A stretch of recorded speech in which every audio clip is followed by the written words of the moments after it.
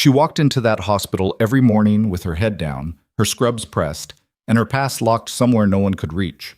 She wasn't looking for recognition. She wasn't looking for trouble. But trouble found her anyway.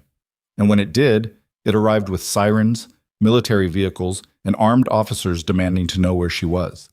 They came for the nurse nobody respected. The quiet one. The one the administrator had just thrown out like she was nothing. What they found instead was someone who had already saved lives most people couldn't even imagine surviving.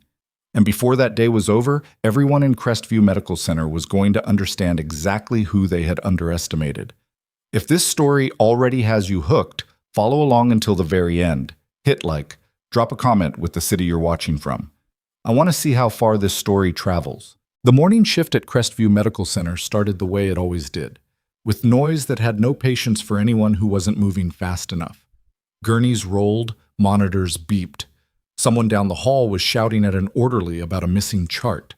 The fluorescent lights in the East Wing emergency corridor buzzed at a frequency that Emily Carter had long since stopped noticing. The way you stop noticing traffic once you've lived near a freeway long enough. She clocked in at 6:48 a.m., 12 minutes before her shift technically began, because she always did. Not to impress anyone. Not because she expected points for it. She did it because 12 minutes was exactly the buffer she needed to review overnight notes, check on patients who'd been admitted after midnight, and drink half a cup of terrible break room coffee before the real work started. The break room was empty when she got there. She poured her coffee, leaned against the counter, and flipped through the overnight admissions on her tablet. 3 new patients in 4B.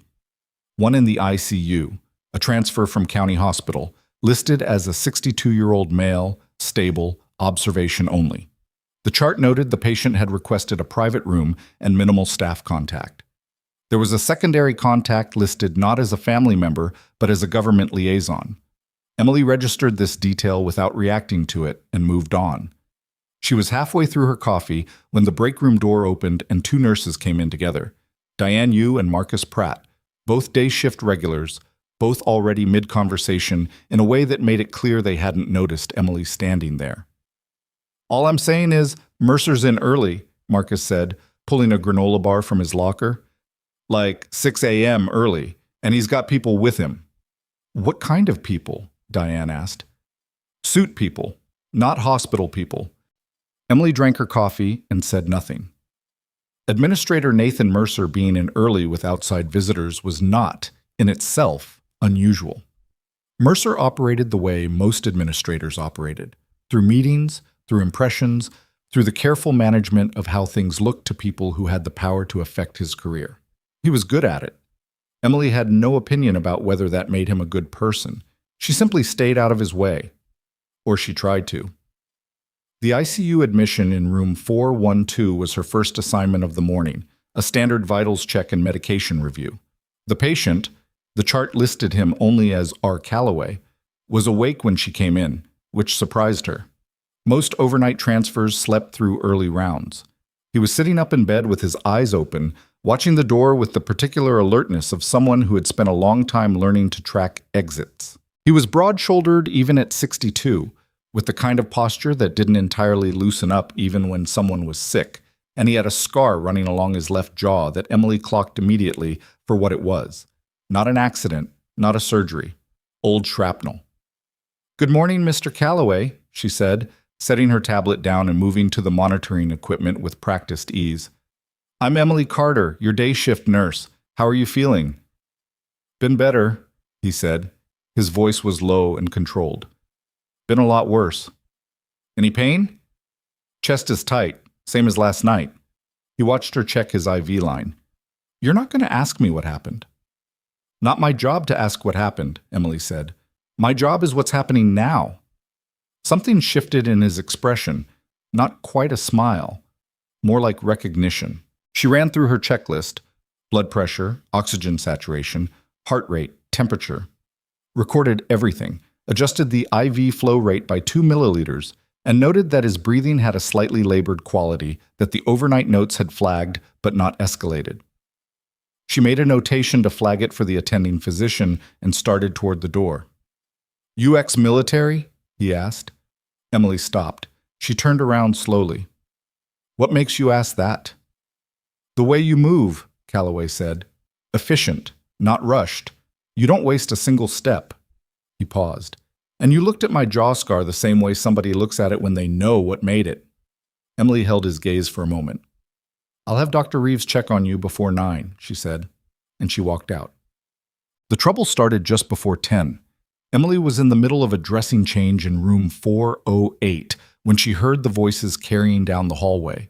Not arguing yet, but the kind of elevated conversation that was heading there. She finished the dressing, disposed of her gloves, and stepped into the corridor just in time to see Nathan Mercer striding toward the nurse's station with 2 men in suits behind him and an expression on his face that she had learned to read accurately, controlled anger looking for somewhere to land. He was 47, trim, with silver at his temples that he had clearly decided made him look authoritative. He had been at Crestview for 9 years and had opinions about everything: staffing ratios, break schedules, which nurses smiled enough at families, which ones didn't. He had told Emily directly, 3 months ago, that she came across as cold. She had thanked him for the feedback and continued doing her job. Carter. He said her name the way some people said a word they'd already decided was wrong. Where's the chart for 412? Filed this morning, Emily said. I flagged his breathing for Dr. Reeves. The notation should... Dr. Reeves has been pulled off that case, Mercer said. He stopped a few feet away. The 2 suitmen stood behind him like punctuation. Mr. Calloway has a private care team coming in. Your involvement with that room is finished. Emily looked at him steadily. His oxygen saturation has been fluctuating. The morning reading was 91. That warrants... I said your involvement is finished. Mercer's voice didn't rise. It sharpened instead, which was worse. Please update the handover notes and step away from that patient. It wasn't worth fighting. Emily knew that. She nodded and turned toward the nurse's station. She was updating the notes when the shouting started from room 412. Not Calloway. Someone else. One of the suit men, it turned out, who had been positioned outside the room and had apparently been given information that required immediate escalation. Emily heard the words pressure drop and bradycardia and was already moving before she fully processed them.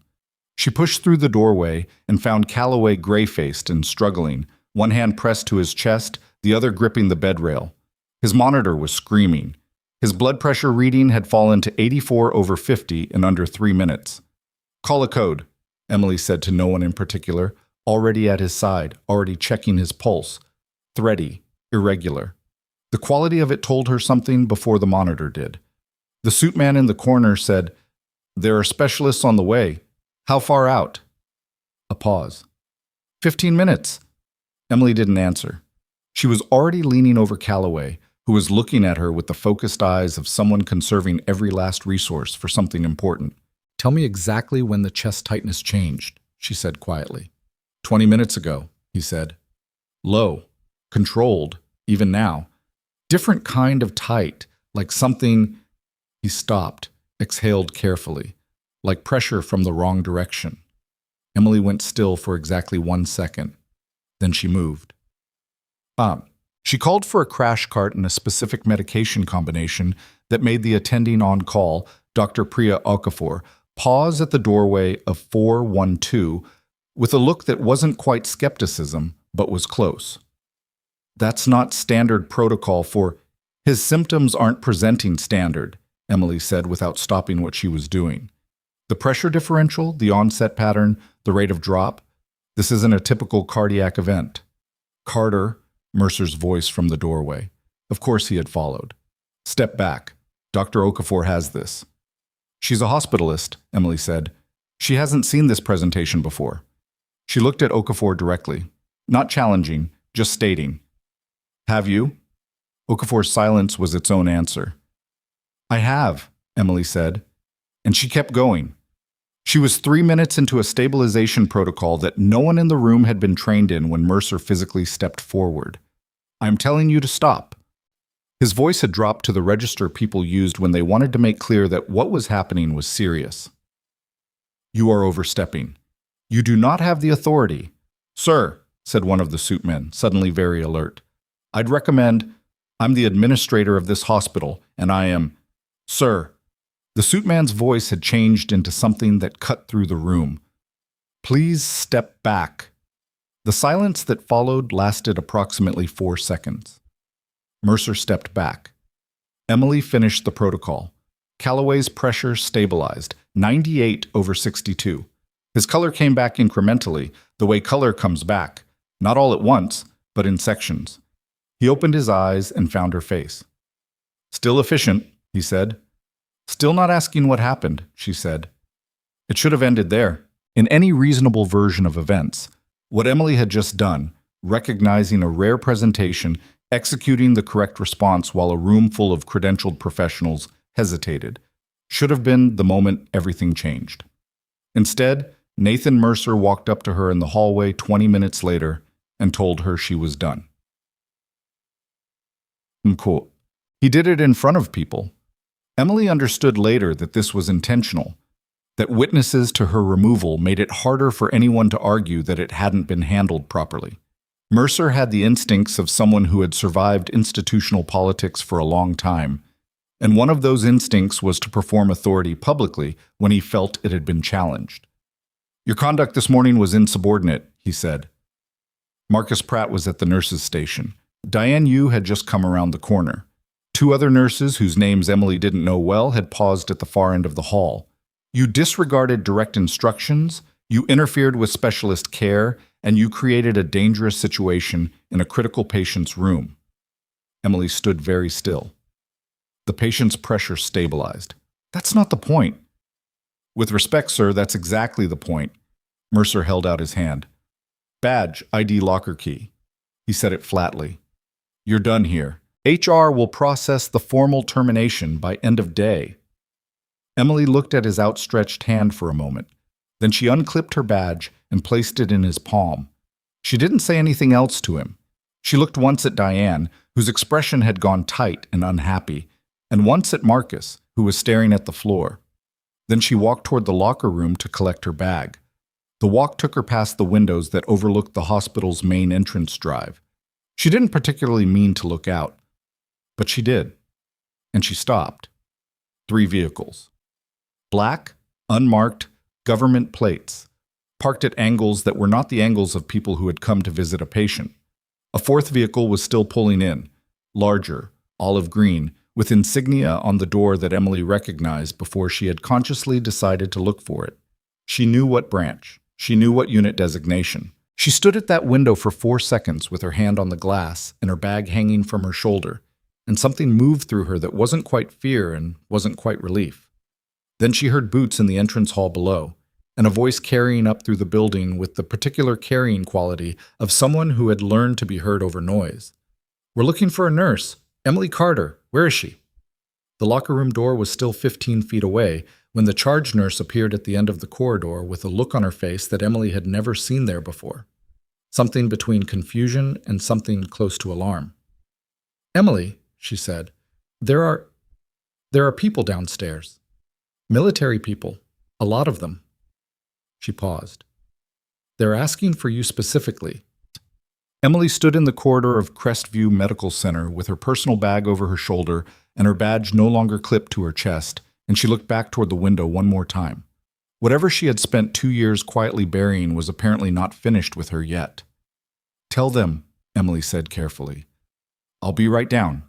She took 3 steps toward the stairwell, then stopped when she heard the elevator doors open at the far end of the hall, and a uniformed colonel stepped out with 2 officers flanking him, and the kind of expression that meant he had not driven 3 hours to be told to wait in the lobby. He saw her immediately. He didn't smile. He didn't salute. He simply looked at her the way someone looks at a person they have been trying to find for a long time, and he said, with a quietness that somehow carried the entire length of the corridor, "Sergeant Carter." Emily's jaw tightened almost imperceptibly. No one in this building had ever called her that. No one in this building had any idea there was a reason to. Behind the colonel, Nathan Mercer had appeared at the nurses' station. He was looking at the officers, then at Emily, then back at the officers, and for the first time in 9 months of working under him, Emily watched something she had never seen on his face before: uncertainty. The colonel crossed the corridor in 12 even strides and stopped 2 feet in front of her. Up close, she could see the ribbons on his chest. She counted them automatically without meaning to, the way you do when that's been part of how you understand the world. "We have a situation," he said. "I was just terminated," she said. "I'm aware." His eyes didn't move from hers. "That's going to need to be revisited." He glanced once, briefly, with the flat assessment of someone who had been evaluating situations for 30 years, at Nathan Mercer. Then back to her. "Room 412. The patient's condition is deteriorating again. The care team they brought in doesn't know what they're looking at."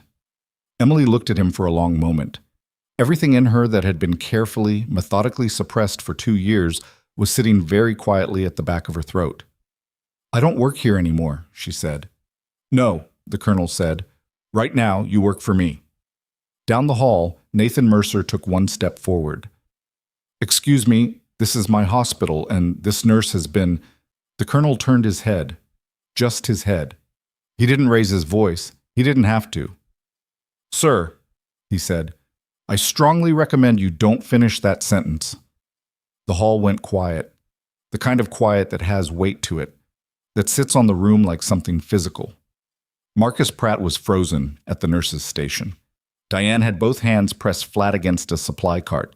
The two flanking officers stood with their hands clasped behind their backs, looking at nothing, saying nothing, in the particular way of people who had been trained to be present in a room without taking up any of it. Emily looked one more time at the colonel, at the insignia, at the expression behind his eyes that she knew was not a performance. Then she put her bag down, deliberately, cleanly, against the corridor wall, and turned toward room 412. The monitor was already audible from the hallway. The pitch of it had the specific urgency that meant the numbers on the screen were not improving on their own. She pushed through the door without waiting for anyone to follow. Whatever had been buried, whatever she had spent 2 years trying to leave behind in a past that felt like someone else's life, it was going to matter now. Right now, in the next several minutes, in this room, with this patient, in front of every person in this building who had already decided exactly who she was. The monitor screamed. She moved to the bedside. She took one breath, long and controlled, the kind of breath she had learned to take in conditions that had no parallel to anything in this hospital. And she got to work. Calloway's pressure had dropped again. 91/58 this time, and falling with the particular stubbornness of a body that had decided it was done cooperating. The private care team that had been brought in stood in a loose cluster near the door, 2 cardiologists and an internist, all of them watching the monitors with the expression of people who understood the numbers but were not yet certain what the numbers were saying. Emily understood. She had understood from the moment she walked back in and saw the way Calloway was holding himself, left shoulder drawn forward, jaw set against something the monitors couldn't fully capture, breathing in shallow intervals that were too controlled to be unconscious. He was managing pain the way someone manages pain when they've decided that showing it is a form of losing. "His peripheral vasculature is compensating," she said, not to the room in general, but to the internist closest to her, a man with round glasses who had the look of someone 3 years out of a fellowship and still surprised by how often patients didn't follow textbook progressions. "The pressure reading is misleading. His actual perfusion is worse than the number suggests." The internist blinked. "The protocol we've initiated should—" "It won't," she said it without apology. "This isn't a standard occlusion pattern. Look at the waveform." She pointed to the monitor without touching it. "That notch in the diastolic. You see it? That's not cardiac. That's vascular tone failure at the capillary bed. It's a specific presentation." She paused. "I've seen it before." The room was quiet in the way rooms get quiet when something is being decided that nobody wants to be the one to decide. Colonel Warren Decker had positioned himself near the window, out of the way, but watching. He had the particular stillness of someone who had spent a career in situations where the difference between acting and waiting was everything, and who had learned to read the difference accurately. He was watching Emily the way you watch someone you know is right when everyone else in the room hasn't caught up yet.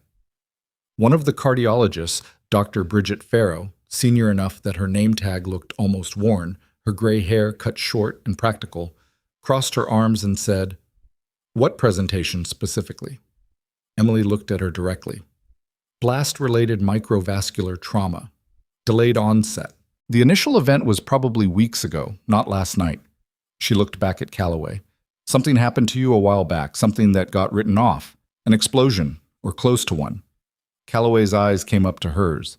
He didn't say anything, but the slight change in his jaw, the faintest easing of that controlled set, was its own answer. We'd need to confirm that with imaging, Farrow said, but her voice had shifted. The resistance was still there, but underneath it was something that sounded like a doctor who was actually listening. Yes, Emily said. You would. Urgently. She turned to the internist. The vasodilator you initiated is going to drop him faster. You need to reverse it and switch to the protocol I gave the charge nurse before. She said it plainly, the way you state something that is true rather than something you are arguing for. Every minute you wait, you're narrowing the window. The internist looked at Farrow. Farrow looked at the monitor. Farrow looked at Emily. What's your training background? She asked. It was a fair question. It was also the question that Emily had been specifically, carefully avoiding in this building for 9 months. Enough to know what I'm looking at, Emily said. Farrow studied her for 3 seconds. Then she turned to the internist and said, reverse the vasodilator, and someone get me the imaging team on the phone. The next 40 minutes were the kind of 40 minutes that compress and expand at the same time, individually slow in each moment, but afterward impossible to account for in sequence. Emily moved through the room with the economy of someone who had learned to work in spaces where there wasn't room to be anything but efficient. She was not graceful. She knocked an IV pole with her elbow and had to grab it before it went over. She asked twice for equipment that turned out to already be in her hand. Her voice, when she gave instructions, had a roughness to it that came from somewhere she wasn't examining at the moment. The imaging results came back in 31 minutes. Faster than standard because Decker had apparently made a phone call that Emily was not party to. And the radiology team had suddenly discovered the kind of urgency that tends to appear when someone with 3 stars on their collar expresses interest in a timeline. The images confirmed what Emily had said. Diffuse microvascular disruption. Bilateral. Consistent with pressure wave exposure. Not recent. Probably 6 weeks old. Minimum. Dr. Farrow stood in front of the images for a long moment without saying anything. The internist with the round glasses made a quiet sound that was not quite a word. He was evaluated after the incident, one of the suit men said from near the door. He had been there the whole time, quiet enough that Emily had mostly stopped tracking him. Cleared by 2 physicians. Then 2 physicians missed it, Emily said. She said it without heat. It was simply what had happened. It's not an easy call to make without the right context. If you don't know what you're looking for, the initial imaging looks almost normal. She paused. Almost. Calloway's voice came from the bed, still low, still controlled, but with less of it now. Like a phone running on the last quarter of its battery. How bad? Emily looked at him. You're not going to die today, she said, but we need to start a specific treatment protocol in the next hour, and you're going to be here for at least a week. I have a briefing on Thursday. You have a hospital room on Thursday, Emily said. The briefing will wait. Something almost like amusement crossed his face and then was gone. It was another 20 minutes before the room stabilized enough that Emily could step back and let the care team take the primary position. Farrow had fully taken over the treatment direction by that point, confident now in a way she hadn't been an hour earlier. The images had given her the framework she needed, and she was good at her job once she had it. Emily didn't resent the handoff. That was how it was supposed to work. She stepped into the hallway and stood against the wall for a moment with her eyes closed. 3 breaths. Long. Not quite a habit she'd formed in this building. Sergeant Carter. She opened her eyes. Decker had followed her out, which she had expected. Colonel, she said, how long have you known he had the secondary injury? Emily considered the question. When I walked in this morning and he told me the chest tightness felt like pressure from the wrong direction, that specific phrasing. She paused. That's not a description civilians usually land on. Decker was quiet for a moment. He didn't tell you who he was.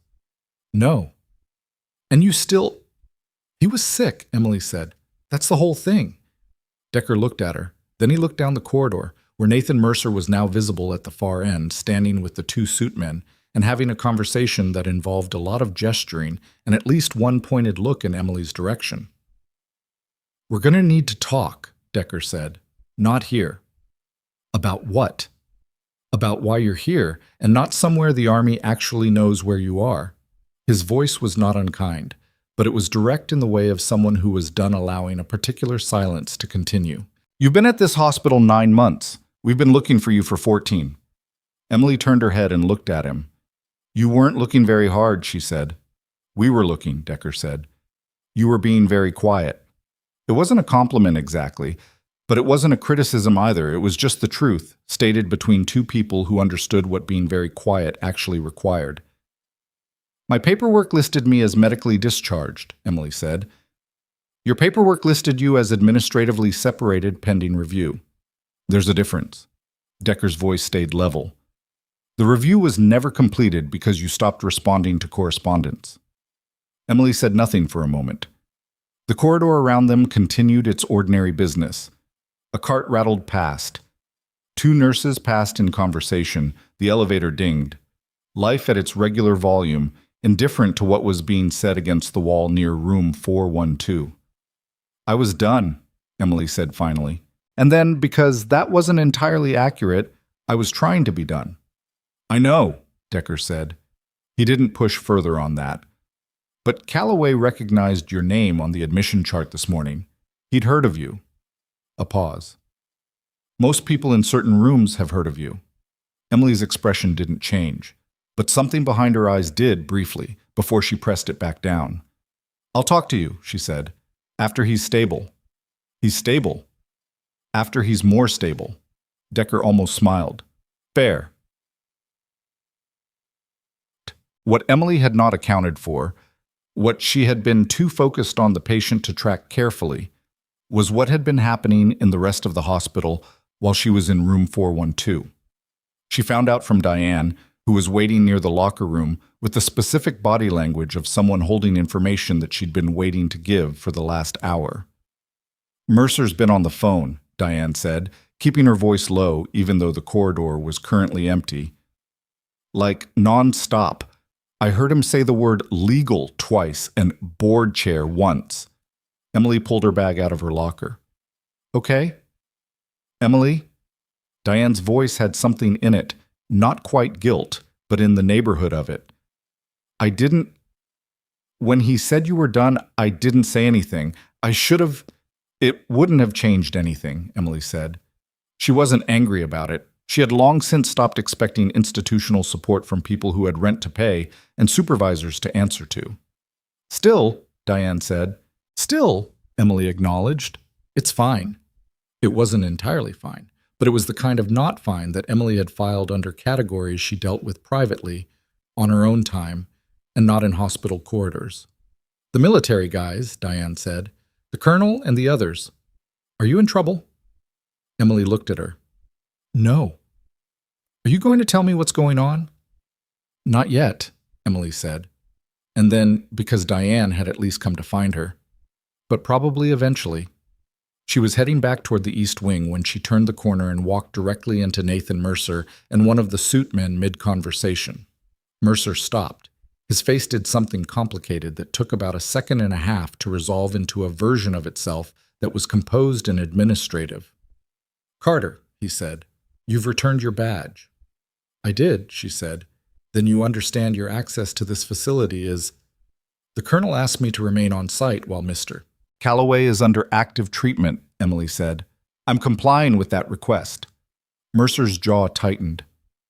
"This hospital is not under military jurisdiction." "No," Emily said. "But Mr. Calloway is. And the people responsible for his care are making requests of me directly." She looked at him steadily. "You're welcome to take that up with Colonel Decker." The suit man, who had been quiet, shifted his weight slightly.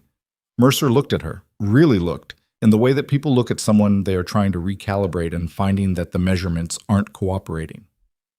For 9 months, he had looked at Emily Carter and seen someone manageable, quiet, interchangeable with the 17 other nurses on the floor in a way that was vaguely dismissive without being actively malicious. She hadn't invited scrutiny, and that absence of invitation he had read as absence of substance. He was recalculating now. She could see it happening and felt nothing in particular about watching it. "This conversation isn't finished," Mercer said. "Okay," said Emily, and she walked around him. The briefing that Decker had referred to happened in the small conference room off the hospital's administrative corridor at 2:15 that afternoon. It was not the conversation Emily had expected, partly because she had not allowed herself to think too specifically about what she expected, and partly because Decker had brought someone with him that she hadn't anticipated. Captain Reina Vasquez was 34 and wore her uniform with the ease of someone who had never really been comfortable in anything else. She had a binder, which she did not open. She had a pen, which she didn't use. She sat across from Emily with the particular alertness of someone who was listening for things underneath what was being said, and she had the kind of face that was completely neutral in a way that required active maintenance. "We're not here to bring you back in," Decker said, when they'd been in the room for approximately 45 seconds. "I want to be clear about that up front." "All right," Emily said. "But there's a process that was left incomplete," Vasquez said. Her voice was precise and unhurried. "When you separated, there were commendation records, classification reviews, and a formal recognition process that were all suspended. Some of that has significant implications." "For who?" "For you," Vasquez said. "And for the people who were part of the operations you were involved in." She glanced at Decker briefly. "Including Mr. Calloway." Emily's hands were flat on the table. She became aware of this and did not move them. "He's not just a patient," she said. "Not a question." "He's the deputy undersecretary of a specific office that I'm not going to name in this building," Decker said.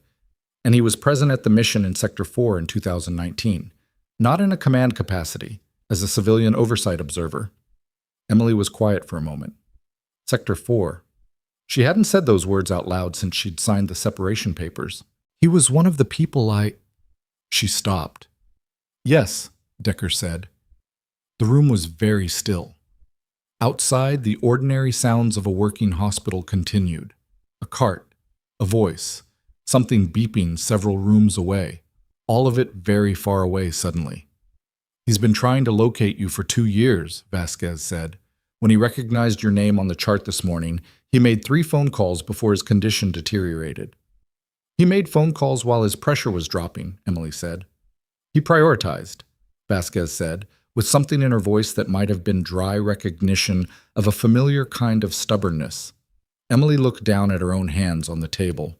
She thought about the way Calloway had looked at her when she came through the door that morning, the specific quality of his attention, the way he'd asked if she was ex-military. She had thought he was simply perceptive. She hadn't understood he already knew. "What does the incomplete process actually mean?" Emily said. "Practically." Vasquez opened the binder, then, apparently reconsidering, closed it again. "It means that several commendations that were classified and suspended are now being formally reviewed for declassification. It means that your separation status is being corrected in the official record." She paused. "And it means that there are 7 people still on active duty who are formally requesting that what you did in 2019 be acknowledged." 7, Emily said. "The 8 who were extracted," Vasquez said, "minus 1 who didn't make it home." A pause that held weight. "The other 7 are all alive, and they've all submitted statements to the review board in the last 18 months. Emily's throat tightened. She pressed that down the same way she pressed everything down, not eliminating it, just relocating it to somewhere it wouldn't be visible. "I don't need acknowledgement," she said. "No," Decker said. "But you might need the legal protections that come with having your record accurately reflect what actually happened." His voice had shifted slightly, still controlled, but with something underneath it. "Because there are aspects of your separation that were not handled correctly, and those aspects are becoming relevant." Emily looked up. "What does that mean?" Decker and Vasquez exchanged a look that lasted under a second but communicated a full sentence. "It means," Vasquez said carefully, "that the reason your review was never completed isn't entirely administrative." The room got quiet in a different way than it had been quiet before. "Someone suppressed it," Emily said. Neither of them said yes. Neither of them said no. Vasquez looked at the binder. Decker looked at the table. "The review is being reopened," Vasquez said. "That's all I can tell you right now. The details are still classified." She paused. "But the people reopening it are aware that you're here, and that you did, this morning, exactly what the original record says you're capable of doing." Emily sat with that for a moment. "Who knows about the review?" she said. "Within this hospital?" Decker said. "No one. Yet." The word "yet" sat in the room like something with a short fuse. She found Calloway more alert at 4:30 than he had been all day, which was either a good sign or a sign that he was overriding his body's very reasonable requests, which in her experience was more likely. He was propped up higher in the bed, which someone had adjusted, and he had a glass of water that he appeared to have been arguing with. Emily came in and checked his monitors without being asked. His numbers were better. Not good, but better, which, for someone whose baseline had been failing that morning, was meaningful. "You knew who I was," she said. She said it without preamble because she was tired and because it was what she wanted to say. Calloway looked at her. "From the chart," he said. "Not from your face. I'd never seen your face." He paused. "In 2019, I was in the command vehicle. I never saw who came through the door." Emily nodded once. She didn't ask him anything else about 2019 because she didn't need to. That day lived in her body in ways that were not available for conversation. "You didn't have to stay," Calloway said. "No," she said. "Why did you?" Emily adjusted the IV line that didn't need adjusting. Then she stopped pretending to adjust it and looked at him directly. "Because you were sick, and I knew what was wrong, and doing something else would have been—" She stopped. Thought about how to finish that sentence honestly. "Unconscionable," she said. "It would have been unconscionable." Calloway was quiet for a moment. "The administrator who fired you." "Mercer." "He's filing something," Calloway said. "One of my people told me. A formal complaint or a protective report. Something designed to make it look like you were the problem this morning." Emily stared at him. "When?" she said. "It was drafted this afternoon," Calloway said. "I don't know if it's been submitted." She stood at his bedside for a moment processing this. Mercer had watched the military personnel arrive. He had watched them defer to Emily and watched the care team change direction based on her assessment, and watched Calloway stabilize in a way that made his earlier decision to remove her look like exactly what it was. And his response to all of that had been to start building documentation. She had not expected generosity from him, but she had not fully anticipated the speed or the specificity of the counterattack. "He's going to claim the intervention was unauthorized," she said, mostly to herself. "Probably," Calloway said, "and that anything that happened this morning was in spite of your actions rather than because of them." Emily thought about Farrow, about how quickly Farrow had adapted once she had the imaging results, how authoritatively she'd taken over the protocol, how she was now the doctor of record on the stabilization. Farrow was not a dishonest person, but paperwork was paperwork, and the official record of what had happened in room 412 that morning was going to be written by people who had been in the room after Emily's work was already done. "Can he make it stick?" Calloway said. "I don't know," Emily said. And she didn't. She knew hospitals, and she knew the way institutions move to protect themselves, and she knew that Nathan Mercer had 9 years of relationships in this building, and she had 9 months and a termination letter. What she had in her favor was the truth. In her experience, the truth was a powerful force that was nonetheless routinely slower than lies, which had the logistical advantage of being easier to construct quickly. "There are people who can—" Calloway started. "Don't," Emily said. "Emily, don't make calls on my behalf," she said. "Not yet." She said it firmly, but not unkindly. "If this gets fixed by you making phone calls from a hospital bed, it doesn't actually get fixed." Calloway looked at her with something that was not quite frustration and not quite respect and was probably both. "You're stubborn," he said. "I've been called worse," Emily said. "Today, actually." She left his room and stood in the corridor for a moment, thinking. The afternoon shift change had happened while she was in the briefing, and the floor had a different energy now. Different nurses, different rhythms, The particular quality of a building rotating from one set of people to another like a watch mechanism swapping gears. She was not technically on shift. She was not technically employed.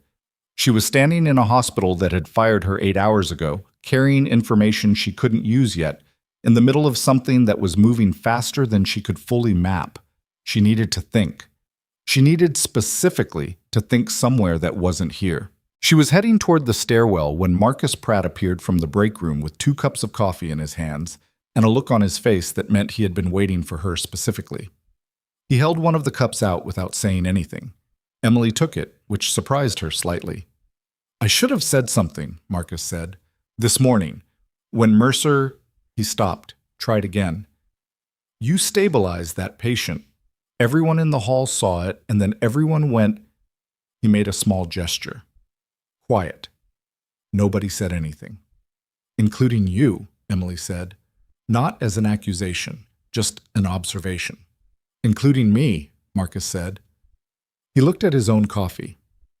"I want you to know I'm not— I talked to Diane, and she talked to some of the others, and there are people here who are willing to say, officially, what they saw this morning." He looked up. "If that ends up mattering." Emily studied him. He was 28, probably. He had a good instinct for care, average instinct for politics, and a face that showed everything he felt whether he wanted it to or not. He was not doing this for strategic reasons. He was doing it because he felt bad about standing at the nurse's station and looking at the floor. "It might matter," Emily said. "Thank you." "What are you going to do?" Marcus asked. "Right now?" Emily said. "Drink this coffee." She paused. "After that, I don't entirely know." She walked to the window at the end of the corridor. The military vehicles were still in the parking area below. Fewer than before, one had left at some point, but 2 remained with personnel near them, who were doing nothing in the visible, deliberate way of people who are communicating presence as a message. She stood there drinking the coffee, which was terrible in the specific way of break room coffee that had been sitting for 40 minutes, and she thought about Decker's word. Yet. No one in this building knows yet. Mercer's complaint, if it had been filed, was now a document that existed somewhere. A document designed to reach whoever needed to be convinced before the truth of this morning could be officially established. That document would move through channels with the efficiency of something that had been deliberately designed to move quickly, because Mercer was good at institutional mechanisms and had 9 years of knowing which levers to pull. Emily pressed her hand flat against the glass. Outside, the afternoon was going gray, the particular gray of a sky that hadn't committed to anything yet. Not rain, not clear. Just the held breath of a day that wasn't over. Her phone buzzed. She looked at it, an unknown number. She answered. Silence on the line for a beat, and then a voice she didn't recognize, male, careful, with the tone of someone reading from a prepared statement rather than speaking naturally. "Ms. Carter, I'm calling from the office of the hospital's legal counsel. We've been asked to inform you that a formal review of this morning's events has been initiated. As a terminated employee, you are asked to vacate the premises by 6 p.m. and to refrain from contact with patients, staff, and—" "Who initiated the review?" Emily said. A pause. "I'm not able to share that information at this—" "Nathan Mercer," Emily said. Another pause. Longer. "You need to be off the premises by 6 p.m., Ms. Carter." She lowered the phone. It was 5:11 p.m. She had 49 minutes. She turned from the window and walked fast toward the administrative wing, toward Decker, toward Vasquez, and the binder that Vasquez had chosen not to open. Because there was something in that binder, she understood now, that Vasquez had decided wasn't the right moment for yet. Emily had just decided it was the right moment. She was 12 steps from the administrative corridor, when the door at the far end of the hall opened and 2 people walked through it that she had not expected and that her body registered before her mind caught up. A man and a woman in civilian clothes, but with the posture that didn't come from civilian lives, both looking at her with an expression that meant they had been specifically looking for her and had just found her. The woman reached into her jacket and produced a credentials case. "Ms. Carter," she said, "I'm Special Agent Dana Reyes, Federal Oversight. We need to speak with you immediately." She paused. Regarding Dr. Nathan Mercer, Emily looked at the credentials. They were real. She knew what real looked like. What about him? Emily said. Reyes looked at her steadily. There are things about this morning's events, she said, that you don't know. And some of them involve decisions Mercer made before you ever walked into room 412 today. The corridor was quiet around them. The evening light through the windows had gone the color of old brass. Emily stood very still. How long before? She said. Reyes's expression shifted, something tightening at its edges. Months, she said. The word landed in the corridor between them and didn't move. Months. Emily looked at Special Agent Reyes for a long moment, at the credentials still open in her hand, at the man beside her who had said nothing and showed no signs of planning to, at the specific quality of Reyes's expression, which was not the expression of someone delivering preliminary information. It was the expression of someone who had been carrying something heavy for a while and had just set it down in front of the right person. Where? Emily said. Reyes glanced once at the corridor around them. Not here. The conference room they ended up in was not the one where Emily had sat with Decker and Vasquez 2 hours earlier. This one was smaller, on the second floor, the kind of room used for scheduling conflicts and HR conversations that needed a door. A table that seated 6. No windows. A whiteboard with something half erased on it that had probably been a staffing chart. Reyes's partner, she introduced him as Agent Callum Trent, who had the look of someone who ran long distances for reasons that had nothing to do with enjoyment, set a laptop on the table and opened it without being asked. Dr. Nathan Mercer has been under federal review for 7 months, Reyes said. She sat. Emily sat. Trent remained standing, which seemed to be his preference.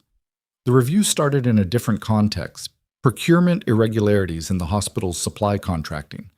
That's not what we're here about. But in the course of that investigation, we found something else. What? Emily said. Reyes nodded at Trent.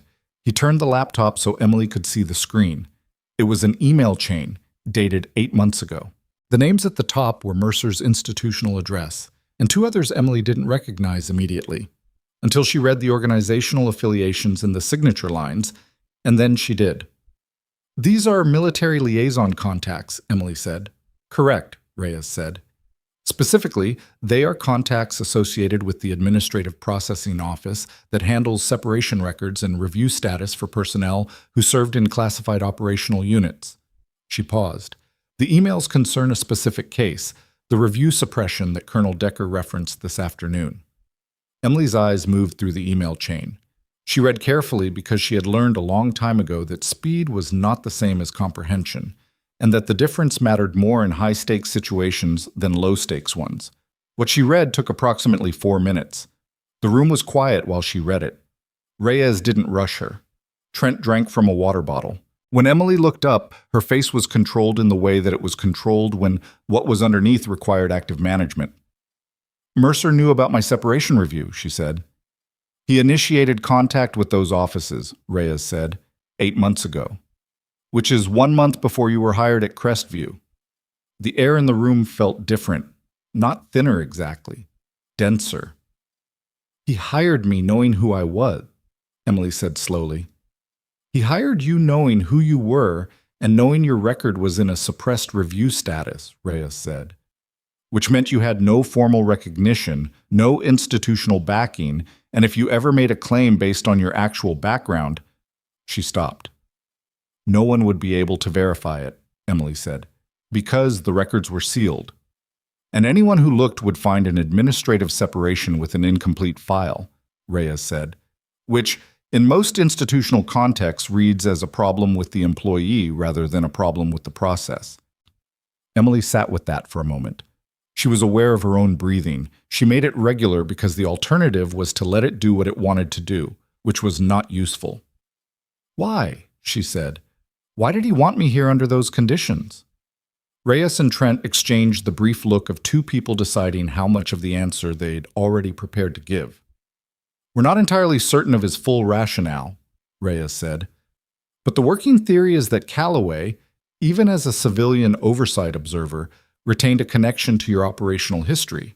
And Mercer's procurement irregularities have a thread that runs back to the same classified operation. Emily stared at her. Sector 4, she said. Reyes didn't confirm it. She didn't need to. The way she held her pen told Emily everything. There was a supply failure on that mission, Emily said. She said it carefully, each word placed like something fragile. Equipment that was supposed to be there wasn't. The medical cache for the extraction was missing 2 critical items.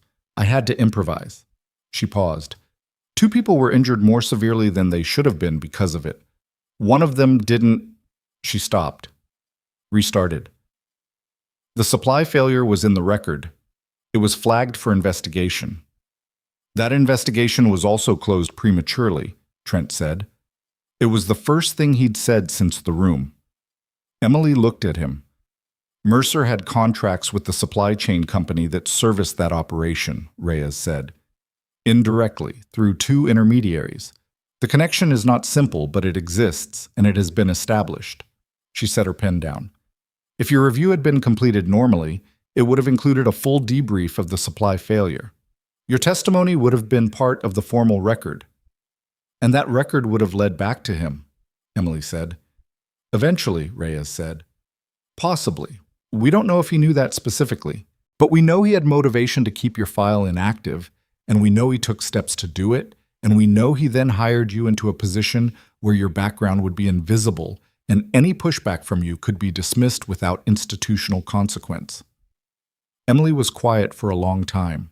She thought about 9 months of small dismissals. Of Mercer's particular way of looking at her that she had read as condescension, and which was, apparently, something more deliberate than that. The comment about being cold, the steady management of her assignments toward the routine, and away from anything that required the kind of judgment that might invite attention. The way this morning had escalated the moment she had done something visible in front of people who were paying attention. He was managing me, she said. Not a question. We think he felt the situation had become unstable, Reyes said. Calloway's admission may have triggered something. He may have known Calloway's name and understood the risk. So he fired me before Calloway could ask to see me. That's our reading, Reyes said. Emily pressed both palms flat on the table. She looked at them. She had done this in that room 2 hours ago with Decker and Vasquez, and she was doing it again now, and she understood it was something she did when she needed to feel that she was connected to a surface that was not moving. The legal call I received, Emily said. The 6 p.m. deadline. We're aware of it, Reyes said. It's not enforceable in the way the legal office implied. You're a material witness in an active federal investigation. That supersedes a terminated employee's access restrictions. She paused. But Mercer doesn't know you've spoken with us. What does he think is happening right now? He thinks the military personnel are here solely for Calloway's security and that their interest in you is limited to today's medical situation, Reyes said.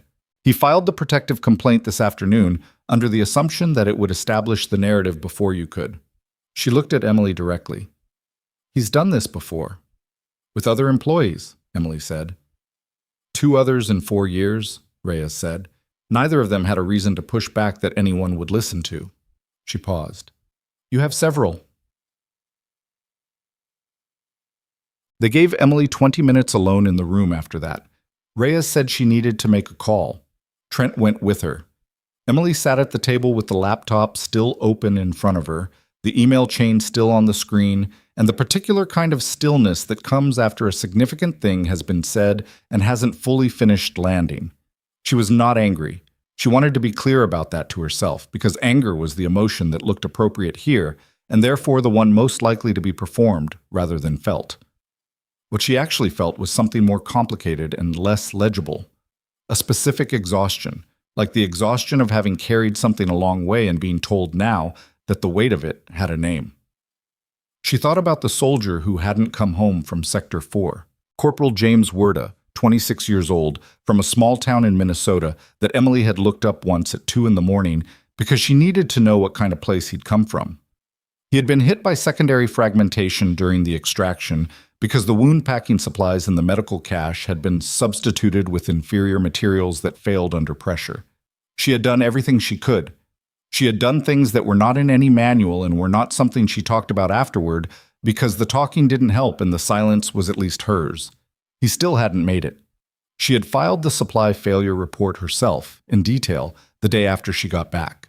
She had answered questions about it for 3 hours in a debrief that she had understood, even at the time, was being conducted by someone who was not writing down everything she said. She had flagged the discrepancy in the inventory numbers. She had provided specific lot numbers and procurement codes. And then her review had been suspended. And then she had stopped receiving correspondence.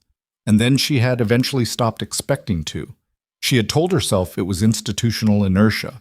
The government was large and slow, and the people who processed paperwork for classified units were overwhelmed. And her case was, in the scheme of things, not the most urgent item in anyone's queue. She had told herself that because the alternative required her to believe that someone had specifically decided James Werda's death was less important than their own exposure. And she had not been ready to believe that, or maybe she simply hadn't had the energy to do anything about it. And the two things had looked similar enough that she had allowed herself to confuse them. She pushed the laptop away. Not hard, just away. When Reyes came back, Emily was standing. "I want to give a formal statement," Emily said. "Tonight." But Reyes looked at her. "We can do that. All of it. The mission, the supply failure, the debrief irregularities, everything I filed that stopped going anywhere." She paused.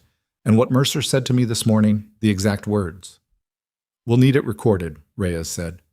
"I know," Emily said. Métier. The statement took 2 hours. Emily gave it in the same conference room with a federal recorder and Reyes asking questions that were precise and not leading, the way good investigators ask questions. Not to confirm what they think they know, but to surface what they don't.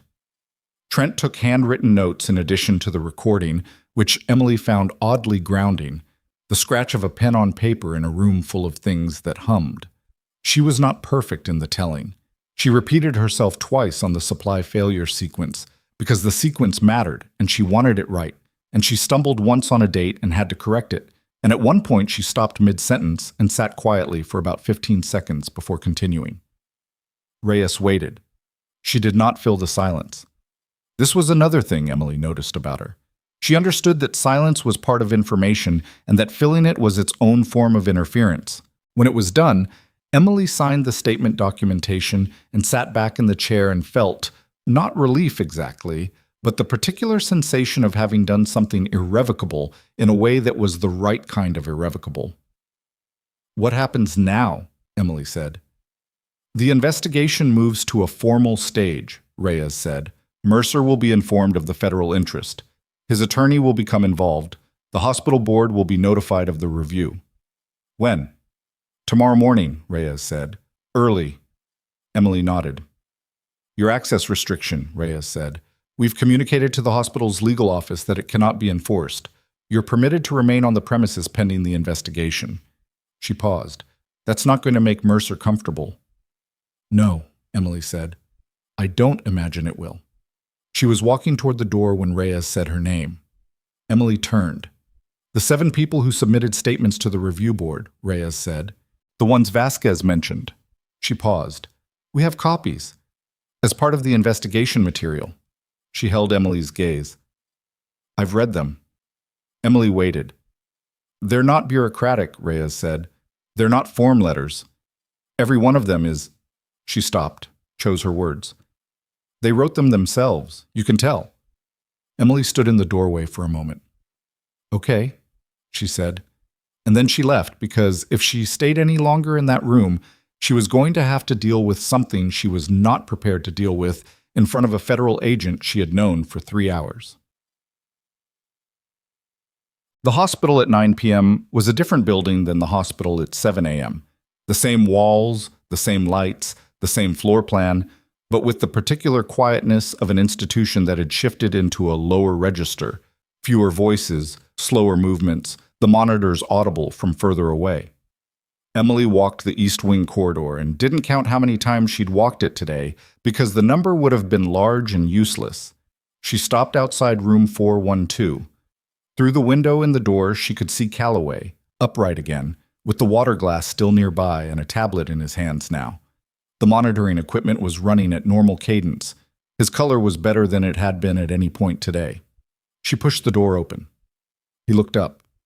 His expression did something complex and quick before settling into something more neutral. "Still here," he said. "Still here," she said. She sat in the chair by the window, not the chair closest to the bed, the one further back that was technically for visitors but felt less clinical. She was tired in a way that had settled into her joints, the specific kind of tired that arrived after a day that had required too many different kinds of attention at once. "The federal agents," Calloway said. Not a question. "You knew they were here," Emily said. "I knew there was a federal component to the review," he said. "I didn't know they'd moved this quickly." He set the tablet down. "I didn't arrange it, if that's what you're thinking." Emily looked at him. She wasn't sure what she was thinking. "They had the emails already," she said. 7 months of investigation. This was already in motion." "Yes." "Today just accelerated the visible part," Calloway said. "Yes." Emily pressed the back of her head against the wall behind the chair. The ceiling of room 412 was unremarkable in every way. She looked at it anyway. "There's a briefing being called," Calloway said after a moment. "Tomorrow. Hospital board, military liaison, federal investigators." He paused. "Your records from the review are being formally declassified. Partial declassification. The operational specifics stay sealed, but the commendation records and the timeline of the review suppression are going to be visible." He paused again. "There are people in that briefing who are going to hear your name and understand it for the first time." "Including people who work in this building," Emily said. "Yes." She thought about Marcus with his terrible coffee, about Diane's face in the locker room, about the 2 nurses at the far end of the corridor who had watched Mercer take her badge and then gone back to whatever they were doing because that was the only available option. "Mercer's going to fight it," she said. "Of course," Calloway said. "He's good at institutional mechanisms." "He is," Calloway said. "But he built this particular mechanism on a foundation that has a federal investigation running underneath it now. And foundations don't hold when that happens." He looked at her. "He made a mistake, Emily. Not today. He made it 8 months ago when he decided you were someone he could use and then dismiss." Emily was quiet for a moment. "He almost got it right," she said. She said it plainly, without bitterness. "If you hadn't been admitted here, if your name hadn't been on that chart, if you hadn't been the kind of person who came back through that door when they asked you to," Calloway said. Emily didn't respond to that because she wasn't sure what to do with it. She left Calloway's room at 10:15 and walked the corridor toward the stairwell, and she was 3 steps from the door when she heard her name from behind her. Not Reyes, not Decker, not Marcus. A voice she placed after half a second as Doctor. Bridget Farrow, who was standing at the nurse's station with a chart in her hands and an expression that Emily had not seen on her face before. "I reviewed the full morning record," Farrow said. She said it carefully, the way someone says something they've spent time deciding how to say. The decision sequence. What you identified, when you identified it, and what the care team's status was at each point. Emily waited. "The official record," Farrow said, "reflects that the stabilization protocol was initiated by the attending care team in response to the patient's condition." She paused. "Which is technically accurate in terms of who administered it." "I know," Emily said. "I'm submitting an addendum," Farrow said. "Tomorrow morning, correcting the sequence of clinical decision-making to accurately reflect who identified the presentation and who directed the initial protocol." She held Emily's gaze. "It will be in the record." Emily stood very still. "You don't have to do that," she said. "I know I don't," Farrow said. "I'm doing it because it's accurate." She paused. "And because what you did this morning was the thing that saved his life, and a document that implies otherwise is a document I'm not willing to sign." Emily looked at her. Farrow was not a person given to sentiment. Emily had understood that within minutes of meeting her. This was not sentiment. This was a doctor with a specific and serious relationship to accuracy who had decided that accuracy required her to do something slightly uncomfortable. "Thank you," Emily said. Farrow nodded, turned back to her chart. "Done." Emily pushed through the stairwell door and walked down to the first floor and sat on a bench in the small vestibule near the hospital's side entrance where nobody came at this hour. The door to outside was 10 feet away. The cold was visible through the glass as a film of condensation at the bottom edge of the door. She sat with her hands between her knees and her eyes on the middle distance, and she stayed there for a while, doing the breathing that she did when she needed to stay level, and she was still doing it when her phone buzzed. Vasquez. A text, not a call. Briefing confirmed for 0800. Boardroom, 3rd floor. You should be present. Emily looked at the text, typed back, understood. Then, after a moment, a second message from the same number. 7 statements. Not one of them under 2 pages. I thought you should know that. Emily stared at the screen for a long time. Then she put her phone in her pocket and pressed her hands flat on the bench on either side of her, the cold of the surface coming through her scrubs, and she stared at the door to outside and the condensation at its bottom edge and the parking lot visible through the glass where one military vehicle remained, patient and still, its occupants invisible but present. She had one night. Tomorrow at 8 a.m. Everything that had been suppressed and sealed and quietly buried was going to be put on a table in front of the people who ran this hospital, and Nathan Mercer was going to be in that room. And the version of events he had spent months constructing was going to meet the version of events that existed in federal documentation and classified records in the handwriting of 7 people who had each taken the time to write more than 2 pages.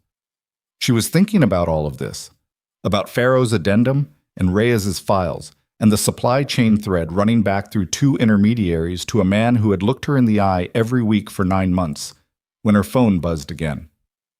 Unknown number. Different from the legal office call this afternoon. She answered, static. Then a voice, male, low, and fast, with the quality of someone speaking quietly in a space where they didn't want to be overheard. Ms. Carter, you don't know me. I work in administration, credentialing office. A pause. A sound in the background that might have been a door. I need you to know something before tomorrow morning. Emily said nothing. She waited. Mercer, he's not... The voice stopped. Restarted. The complaint he filed this afternoon isn't the only thing he did today. There's something in the credentialing database, something he accessed. Another pause. Longer. He altered something in your employment file. I don't know exactly what, but I saw him in the system at 5:40, and he was in a file he had no reason to be in, and afterward he... A door sound, clearer. I have to go. I thought you should know before 8 a.m. The line ended. Emily sat in the vestibule with the phone in her hand and the cold of the bench under her palms and the empty parking lot through the glass in front of her. He had been in her employment file at 5:40 p.m., after the federal agents had arrived, after he would have known, at minimum, that something more than a standard military security visit was happening in his building. She looked at the time on her phone, 10:47 p.m. Whatever Mercer had put in her file, or taken out of it, or changed, it was sitting there now in a database, waiting for 8 a.m. in a boardroom full of people who would read whatever they found and form their first impression before she said a single word. She stood up. She was not panicking. Panic was a waste of resources she currently needed.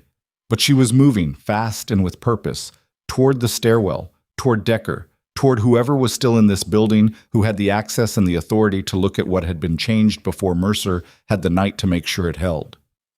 She was halfway up the first flight of stairs when she heard voices above her. 2 floors up, the sound carrying down the stairwell with the acoustics of an enclosed space. And one of those voices was Mercer's. The other was a voice she didn't recognize.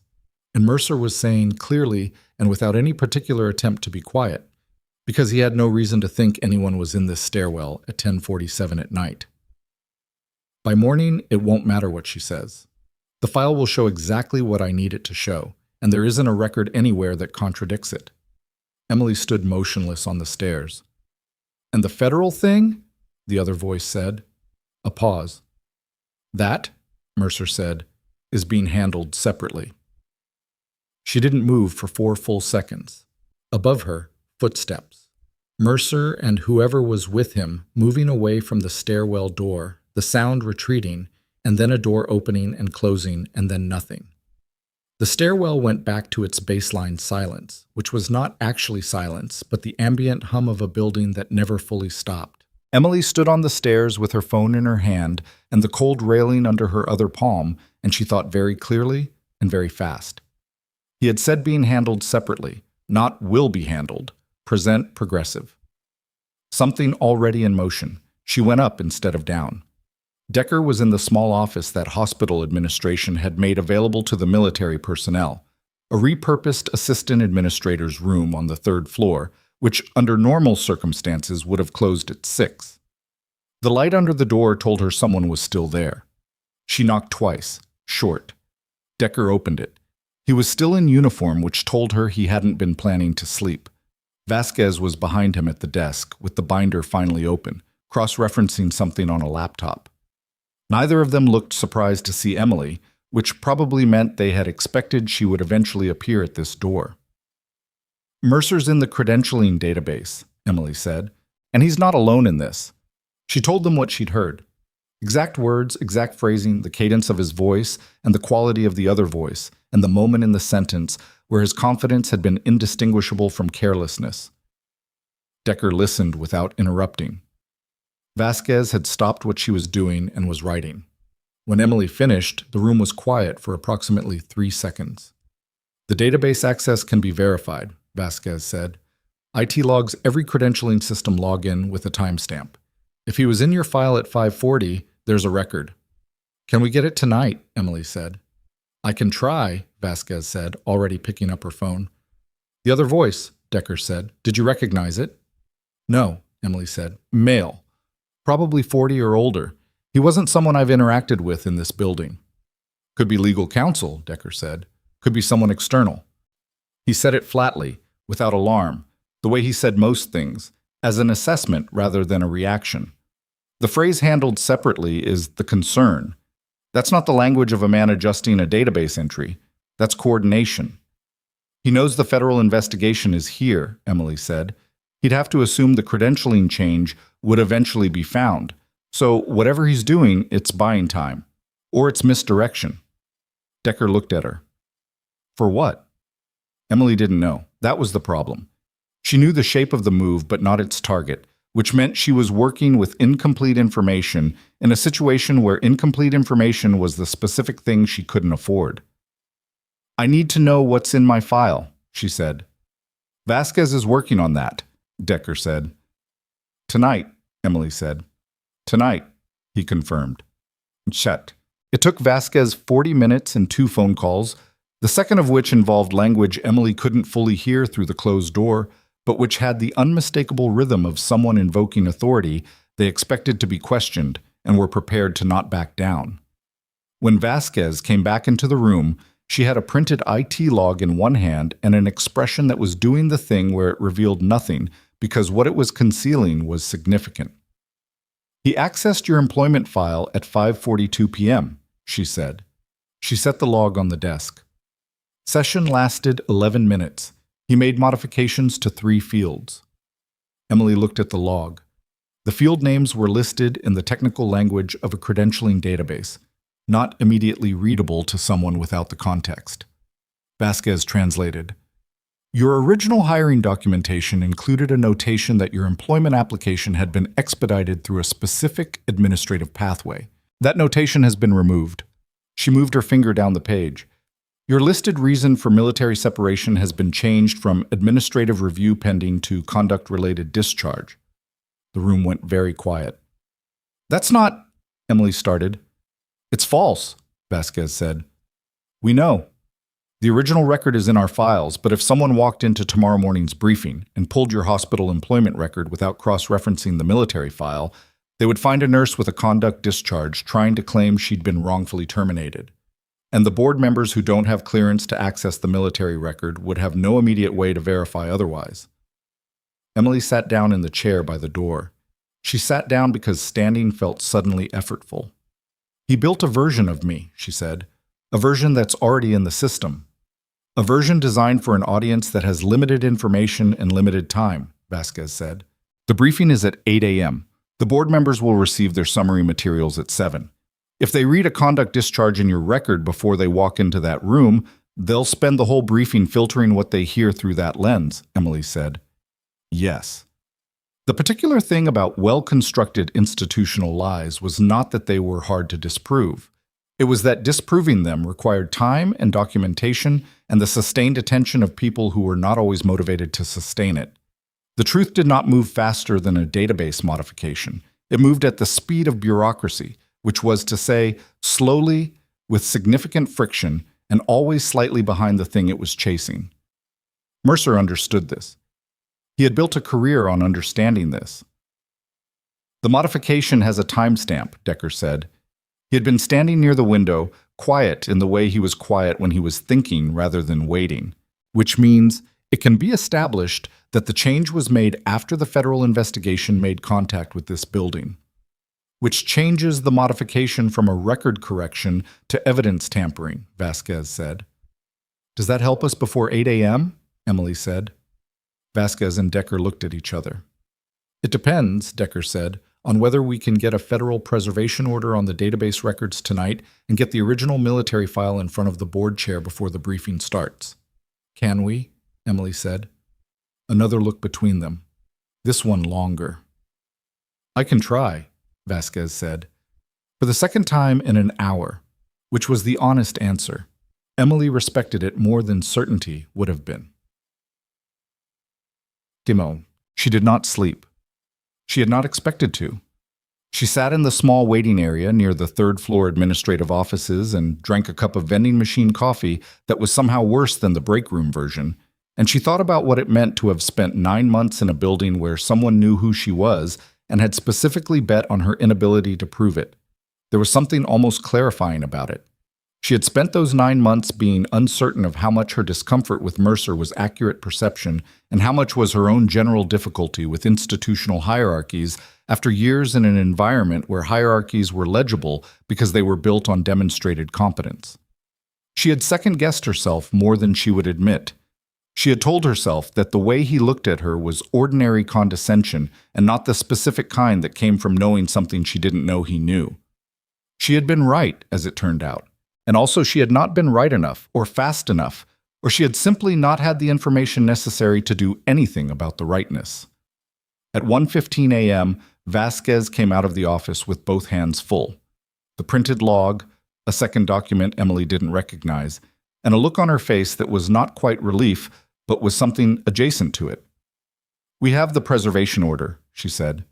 The database is locked. No further modifications can be made, and the existing modification is now flagged as evidence. She held up the second document. And the original military separation record, your actual record, has been formally released from classified status as of 1 hour ago. It's now an unclassified document. She handed it to Emily. Which means I can hand you this. Emily took the document. It was 11 pages. She read the first page and then the last page, and then she set it face down on her knee and looked at the ceiling for a moment. Her separation status? Honorable. Pending commendation review. Reason? Voluntary administrative separation for personal reasons, filed by service member. She had filed it herself, she knew that. But seeing it in unclassified black and white, after 9 months of a database that said something different, was not the same as knowing. The board chair, Emily said. Receiving a briefing package tonight, Vasquez said, including the corrected record and the preservation order. She sat in the chair across from Emily. She'll have the accurate information before she walks into that room. Who is she? Emily said. Her name is Lorraine Patel, Vasquez said. She's been chair for 6 years. From what I can find, she has no relationship with Mercer outside the standard board administrator dynamic. She paused. She's going to be... Another pause. The word I'd use is displeased. Emily nodded. She thought about Mercer sleeping somewhere. A house or an apartment, presumably, the ordinary geography of a person who had so far successfully managed the gap between what he was and what he appeared to be. She wondered if he was sleeping well. She suspected he was. Some people were built to sleep well under pressure, and she had observed over time that this was not always correlated with whether they had done anything worth losing sleep over. The second voice, Emily said. In the stairwell. Are you any closer to... We have a direction, Vasquez said, carefully. I can't tell you more than that tonight. Emily accepted this. She was tired enough that she could accept incomplete information without the reflex to push further, which was a sign of something, either wisdom or exhaustion, and at 1:30 in the morning, the distinction felt academic. She was back on the East Wing floor at 6:15 a.m., before the shift change, before the building had fully woken into its daytime version of itself. She checked on Calloway, stable, better, annoyed at his own inertia, which was probably a reliable indicator of genuine improvement. He looked at her when she came in and read something in her face that he didn't ask about, which she was grateful for. She was at the nurse's station at 6:45 when Marcus arrived for his shift and found her there, and his face did several things in rapid sequence before settling on something uncertain. "You're still here," he said. "Still here," she said. "Is that—" He glanced around the floor. "Is that good or bad?" "I genuinely don't know yet," Emily said. "Both, maybe." He accepted this with the equanimity of someone who had spent the last 15 hours in a hospital that was doing something unusual and had made his peace with not understanding all of it. He got his coffee. He offered her one. She declined because the vending machine had been enough, and she was running on something beyond caffeine at this point. Not adrenaline exactly, more like the sustained forward motion of having committed to a direction. Diane came in at 7 and found Emily at the station and stopped and then came the rest of the way and stood on the other side of the counter. "The board meeting," Diane said. She said it quietly. "It's all over the administrative staff. Mercer sent a message last night to department heads saying the meeting this morning was a routine operational briefing." She paused. "Nobody believes that." "It's not routine," Emily said. "Is it about you?" Diane said. Emily thought about how to answer that accurately. "It's about several things," she said. "I'm one of them." Diane looked at her for a moment. Then she said, "I want you to know that I spoke with 6 other nurses yesterday evening about what we saw yesterday morning. We put it in writing." She slid a folded paper across the counter. 8 signatures. It says what happened in that hallway and in that patient's room, and it says it in the order it actually happened. Emily picked up the paper. She looked at it. 8 signatures was almost half the day's shift. "Thank you," she said. "It's accurate," Diane said. "That's all." Farrow arrived at 7:20 and nodded at Emily once, the nod of someone who has said what they needed to say and doesn't feel the need to repeat it. The addendum, Emily understood, was already submitted. At 7:50, Nathan Mercer walked onto the floor. He was dressed with the care of someone going into a performance. Not his usual administrative precision, but something more deliberate. The suit newer, the posture higher. He was carrying a leather folder, and his expression was the expression of a man who had spent the night preparing for a room and was confident in what he had prepared. He saw Emily at the nurse's station and stopped. The stop lasted less than a second. Then he kept walking. "Carter," he said, without breaking stride. "You've been asked to vacate the access restriction was lifted," Emily said, "by federal investigators last night." He stopped for real this time. Turned. "On what grounds?" he said. "Material witness," Emily said. She said it the same way she said everything. Without heat, without performance. Just the information. Something moved across Mercer's face that was quick and controlled, but not quick or controlled enough. He looked at her, and she looked back at him, and she understood, in that moment, that he knew the night had not gone the way he'd planned it, and he was running calculations she couldn't fully see. And whatever those calculations were producing was not what he wanted. "The briefing," he said, more to himself than to her. 7 minutes, Emily said. He looked at her for one more second. Then he turned and walked toward the elevator. She was not in the boardroom. She had not been invited into the boardroom, and she did not need to be. Decker was there, and Vasquez, and Reyes, and Trent, and a board chair who had spent the night reading a briefing package that ended any ambiguity about what kind of morning this was going to be. Emily understood her job was to wait, which was not the same as doing nothing. Waiting, done correctly, was a form of discipline. She was in the East Wing at 9:20 when her phone buzzed. Vasquez. A single sentence. He knows about the database log. Emily stared at the text, typed back. How? 3 dots. Then, someone in the room told him, before we could get to it. Emily looked at the text for a long moment. Someone in the room, not external to the hospital, inside the briefing. The second voice in the stairwell had not been legal counsel, or it had been legal counsel, and also something else. The coordination Mercer had referenced, being handled separately, was not handled externally. It was handled inside this building by someone with enough access to the boardroom to pass information in real time.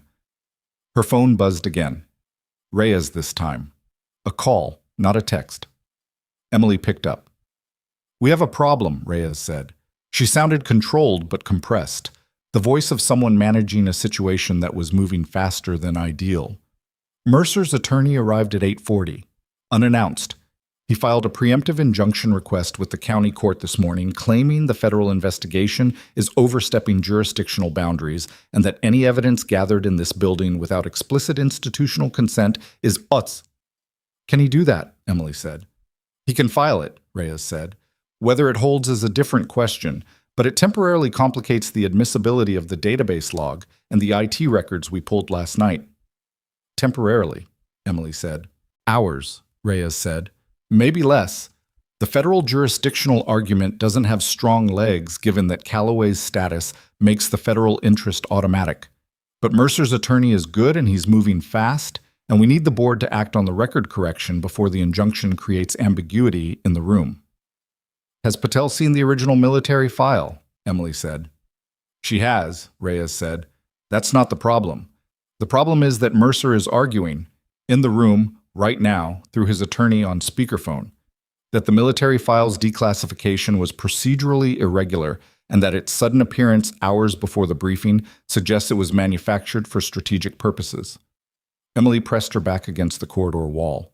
He was not collapsing. He was fighting forward, the way people fight when they understand the terrain is going against them, and the only option is to make the terrain itself the question.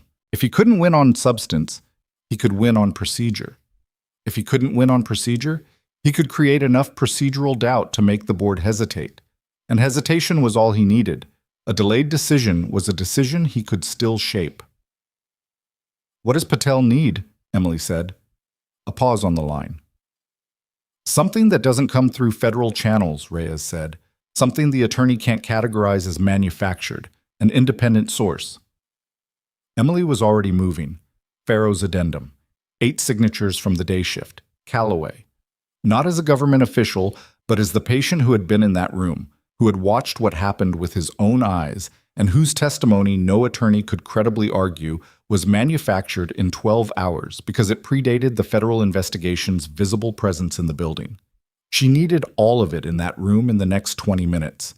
She went to Farrow first. Farrow was in the middle of rounds, but came out of a patient room when Emily appeared in her peripheral vision, and Emily explained in 40 seconds what she needed and why, and Farrow said, "Give me 5 minutes," and went back into the room to finish what she was doing, which was the kind of professional response that made Emily understand that whatever she'd thought of Farrow before this morning, she had underestimated her. Diane already had the 8-signature document. She handed Emily a second copy without being asked, because she had made one. Calloway was a different question. Emily stood outside 412 for a moment and thought about whether to ask him, which was a different consideration than whether he would do it. He was a patient. His numbers from this morning were better, but not good. Asking him to function as a credible witness for an institutional briefing 17 hours after he'd nearly died was the kind of thing she would have documented as a concern in someone else's chart. She pushed the door open. He was already sitting up. He looked at her face and said without preamble, "What do you need?" "A statement," she said. "What you saw yesterday morning in this room. First person, signed. It needs to be in the board meeting in 15 minutes. "Pen," he said. She found one in her pocket. She gave it to him with the paper she'd brought from the nurse's station. He wrote for 4 minutes without stopping, in the careful handwriting of someone who had written many official documents, and understood that how something looked was part of what it said. When he handed it back to her, she read it quickly. It was 3 paragraphs. It was precise and chronological, and it named her, and it named the care team's status at the time of her intervention, and it named what had changed after. It was the kind of statement that read as what it was, Not advocacy, not gratitude, but factual account from a man who had been conscious and coherent and paying attention. At the bottom, below his signature, he had added his full title and his organizational position. Emily looked at it. "This is going to tell people in that room who you are." "Yes," he said. "That's a decision you're making." "I made it when I picked up the pen," he said. She didn't argue with him. She was out the door in under a minute. She handed everything to Vasquez outside the boardroom at 9:47. The addendum, the signed staff statement, Calloway's account. Vasquez took the documents, looked through them in approximately 90 seconds, and looked up with an expression that for the first time in their acquaintance was not entirely neutral. "This is enough," Vasquez said. "Is it in time?" Emily said. "I'm going in right now," Vasquez said. She went in. Emily stood in the corridor outside the closed boardroom door. She could hear voices through it. Not words, just the tonal landscape of a room in conflict. The kind of conflict that had multiple people with competing documents and an attorney on speakerphone and a board chair who had been awake since someone knocked on her door at 2 a.m. to deliver a federal briefing package. 11 minutes passed. Emily stood. She did not pace. Pacing was something she had trained herself out of because it was loud and visible and communicated a state she didn't want communicated. At 10:02, the voices behind the door got louder. Not the attorney's voice, Mercer's. She could hear the specific register of his voice even through a closed door, the register that had been in the hallway yesterday when he told her she was done, the register of controlled authority starting to lose its control. Then the voices dropped. Then they stopped. At 10:14, the boardroom door opened. Reyes came out first, followed by Vasquez. Behind them, a woman Emily had not met, tall, 60, with the kind of composed expression that came from years of making consequential decisions in front of people who were watching her face for information, who had to be Lorraine Patel. Behind Patel, the boardroom was visible for a moment before the door swung closed, and in that moment Emily saw Nathan Mercer seated at the far end of the conference table. His attorney, on speakerphone on the table, was still audible in a thin, tinny voice saying something that nobody in the room was listening to anymore. Mercer was not standing. He was not composed. He was sitting the way someone sits when the argument they had built is no longer an argument and they know it, and the knowing hasn't finished landing. Patel stopped in front of Emily. She was direct in the way of someone who didn't have time for anything else, which Emily respected immediately. "You're Emily Carter," she said. "Yes," Emily said. "I've spent the last hour reading your actual record," Patel said, "and the last 20 minutes reading documents from people in this building who were in that room yesterday." She paused. "The termination decision made yesterday morning is being rescinded effective immediately. Pending the completion of the federal investigation, you will be reinstated to full employment status." Emily looked at her. "What happens to Mercer?" Patel's expression didn't change. "Dr. Mercer has been suspended with immediate effect, pending investigation by both the hospital board and federal authorities. His access to hospital systems has been revoked as of 10 minutes ago." She paused. "The suspension will almost certainly become a termination, given what's in the federal file, but that process takes time." "The supply chain connection," Emily said. "The investigation into the operation. That's federal jurisdiction," Patel said. "Not mine. But I've been made aware of it, and it will be a factor in the board's determination of his fitness." She looked at Emily steadily. "I want to be direct. The fact that he accessed your employment record last night and made false modifications, that alone is sufficient for termination. The rest is additional." She paused. "He made it very thorough." Emily said nothing for a moment. "How much did it cost him," Emily said, "to build what he built? The arrangement with the military administrative contacts. The suppression of the review. All of it." Patel looked at her. "We don't have a full accounting yet." "But it wasn't free," Emily said. "No," Patel said. "Nothing like that ever is." Vasquez appeared at Emily's elbow. "The federal component will move quickly from here," she said quietly. "The injunction the attorney filed this morning is being dismissed. The jurisdictional argument didn't hold." A pause. "And we identified the second voice." Emily turned to look at her. The legal counsel who was with Mercer last night, Vasquez said. He's also on the hospital board, a junior board member.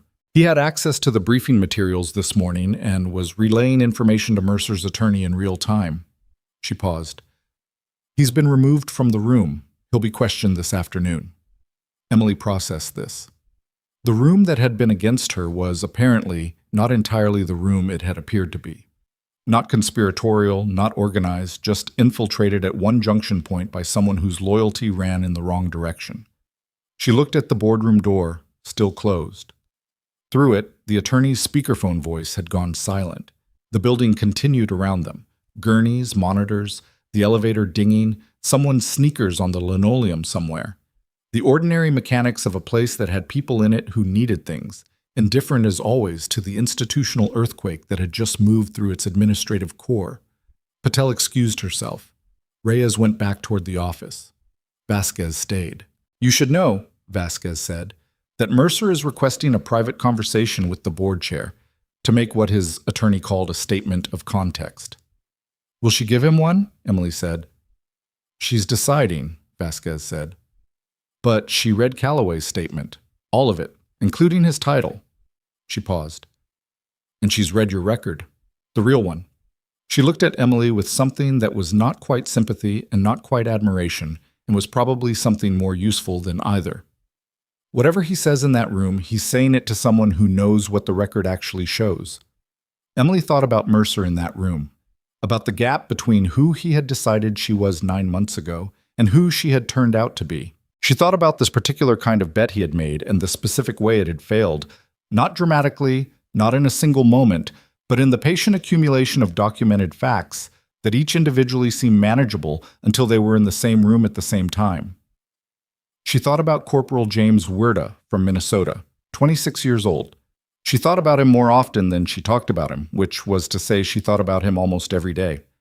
The supply chain investigation, Emily said. If it goes where I think it goes, it will take time, Vasquez said, but the threat is established. The evidence is in federal custody, and the witness record is complete. She paused. Including yours. Emily nodded. She was about to turn toward the east wing when Vasquez said her name. When this is over, Vasquez said, the formal commendation process, the recognition for what you did in 2019, she held Emily's gaze. It can be public or it can be a closed record. That's your choice to make. Emily thought about being called Sergeant Carter in a hospital corridor, about the way it had sounded, about everything it had required to make it sound like nothing. I'll think about it, she said. She walked toward the east wing. Behind her, at the far end of the administrative corridor, the boardroom door opened. She didn't turn to look. She listened instead, to the footsteps, to the tone of the voices that followed, to the particular quality of a silence that came after a door closes on something that is finished. She was 30 feet down the corridor when Marcus fell into step beside her. So, he said. He looked at her sideways. Is it over? Most of it, she said. What's the rest? He said. Emily looked at the corridor ahead, at the east wing and the monitors and the ordinary morning moving through the building the way mornings did, indifferent to what had just changed inside it. Mercer's attorney filed something this morning, she said. It was dismissed. She paused. But there was a second filing, a separate one, through a different court. She had learned this from Reyes in a single text 40 minutes ago that she had not had the bandwidth to fully process yet. It names me specifically. It's a civil claim that my actions yesterday constituted unauthorized medical intervention resulting in harm. Marcus stopped walking. Emily kept walking. He caught up. Harm, he said. The patient is alive because of... I know, she said. That's insane, Marcus said. That's not a real... It's not a strong claim, Emily said. Reyes says it's unlikely to survive a motion to dismiss. She paused. But it exists, and it has Emily Carter's name on it, and it's been filed in a public court database that anyone can access. She looked straight ahead. Which means by tomorrow morning, anyone who searches my name will find a civil lawsuit before they find anything else. Marcus was quiet. He knew the federal investigation would eventually bury him, Emily said. He knew the database modification would be found.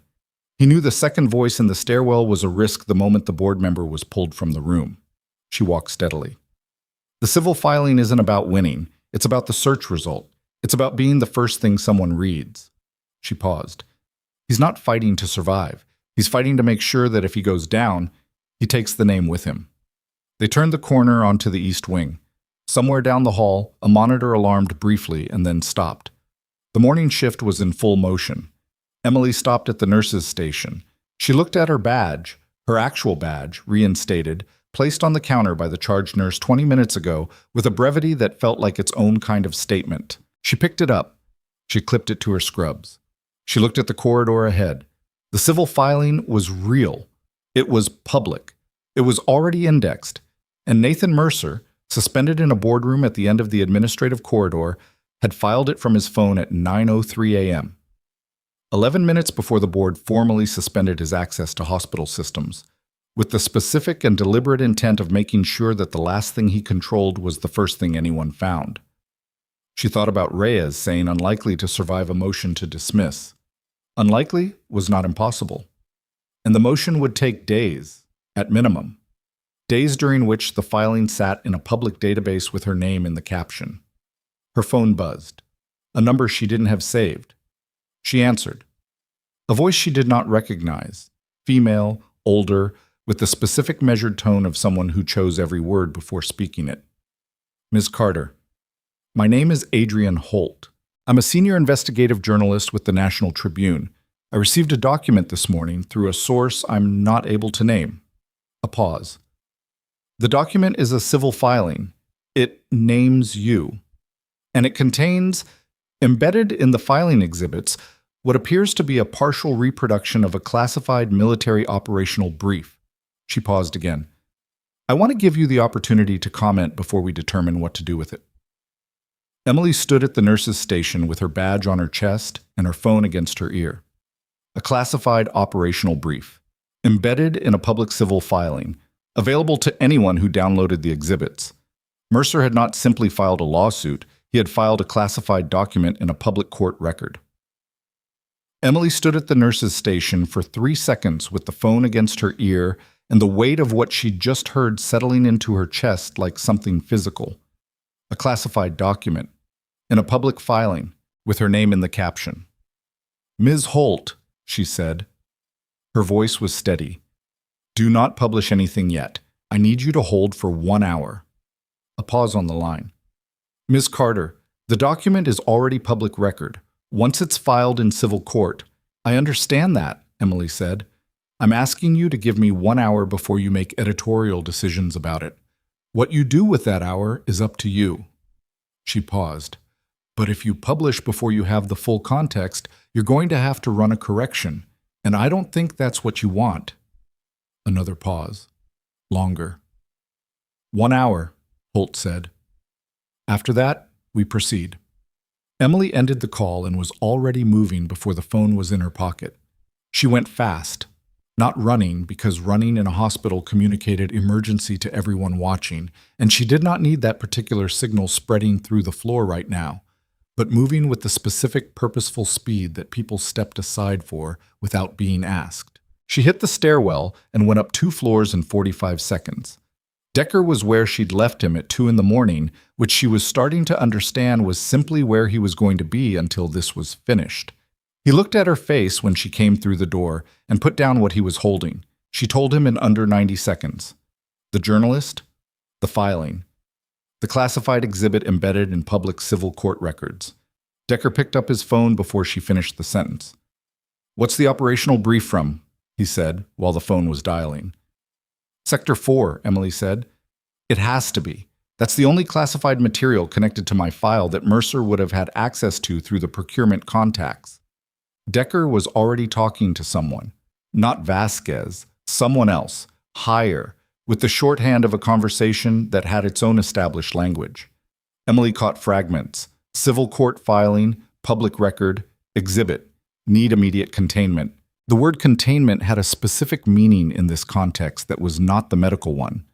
It meant the document needed to be removed from public access before it could be indexed, cached, or downloaded by anyone with an interest in what a classified military operational brief looked like. The problem was that public court filings, once submitted, were accessible immediately. The window between submission and the ability to recall was narrow and shrinking by the minute. Decker finished the call. He looked at Emily. "The filing was submitted at 9:03, he said. "It's been accessible for 1 hour and 22 minutes. A motion to seal is being filed within the next 15 minutes, but—" He stopped. "But if it's already been downloaded," Emily said. "The journalist has it," Decker said.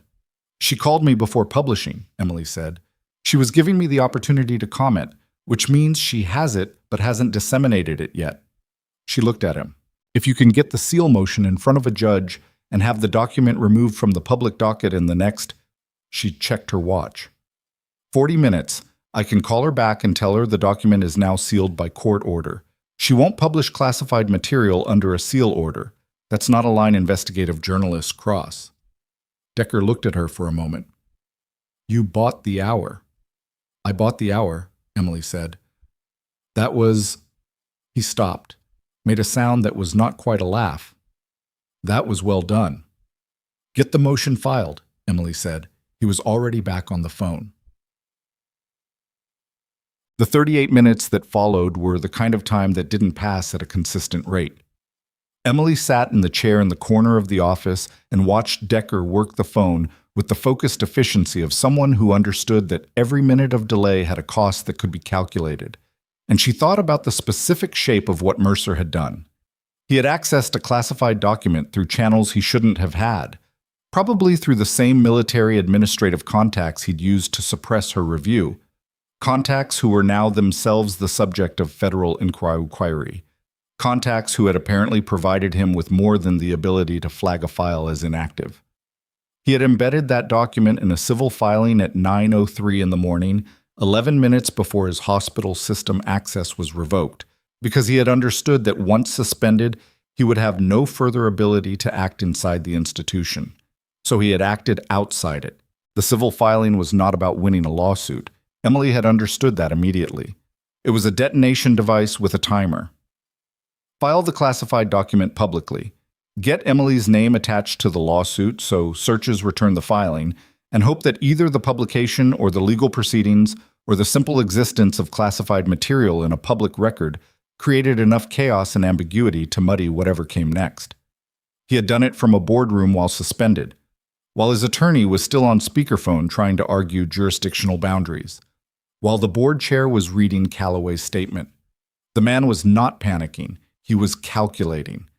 That was the thing Emily kept coming back to.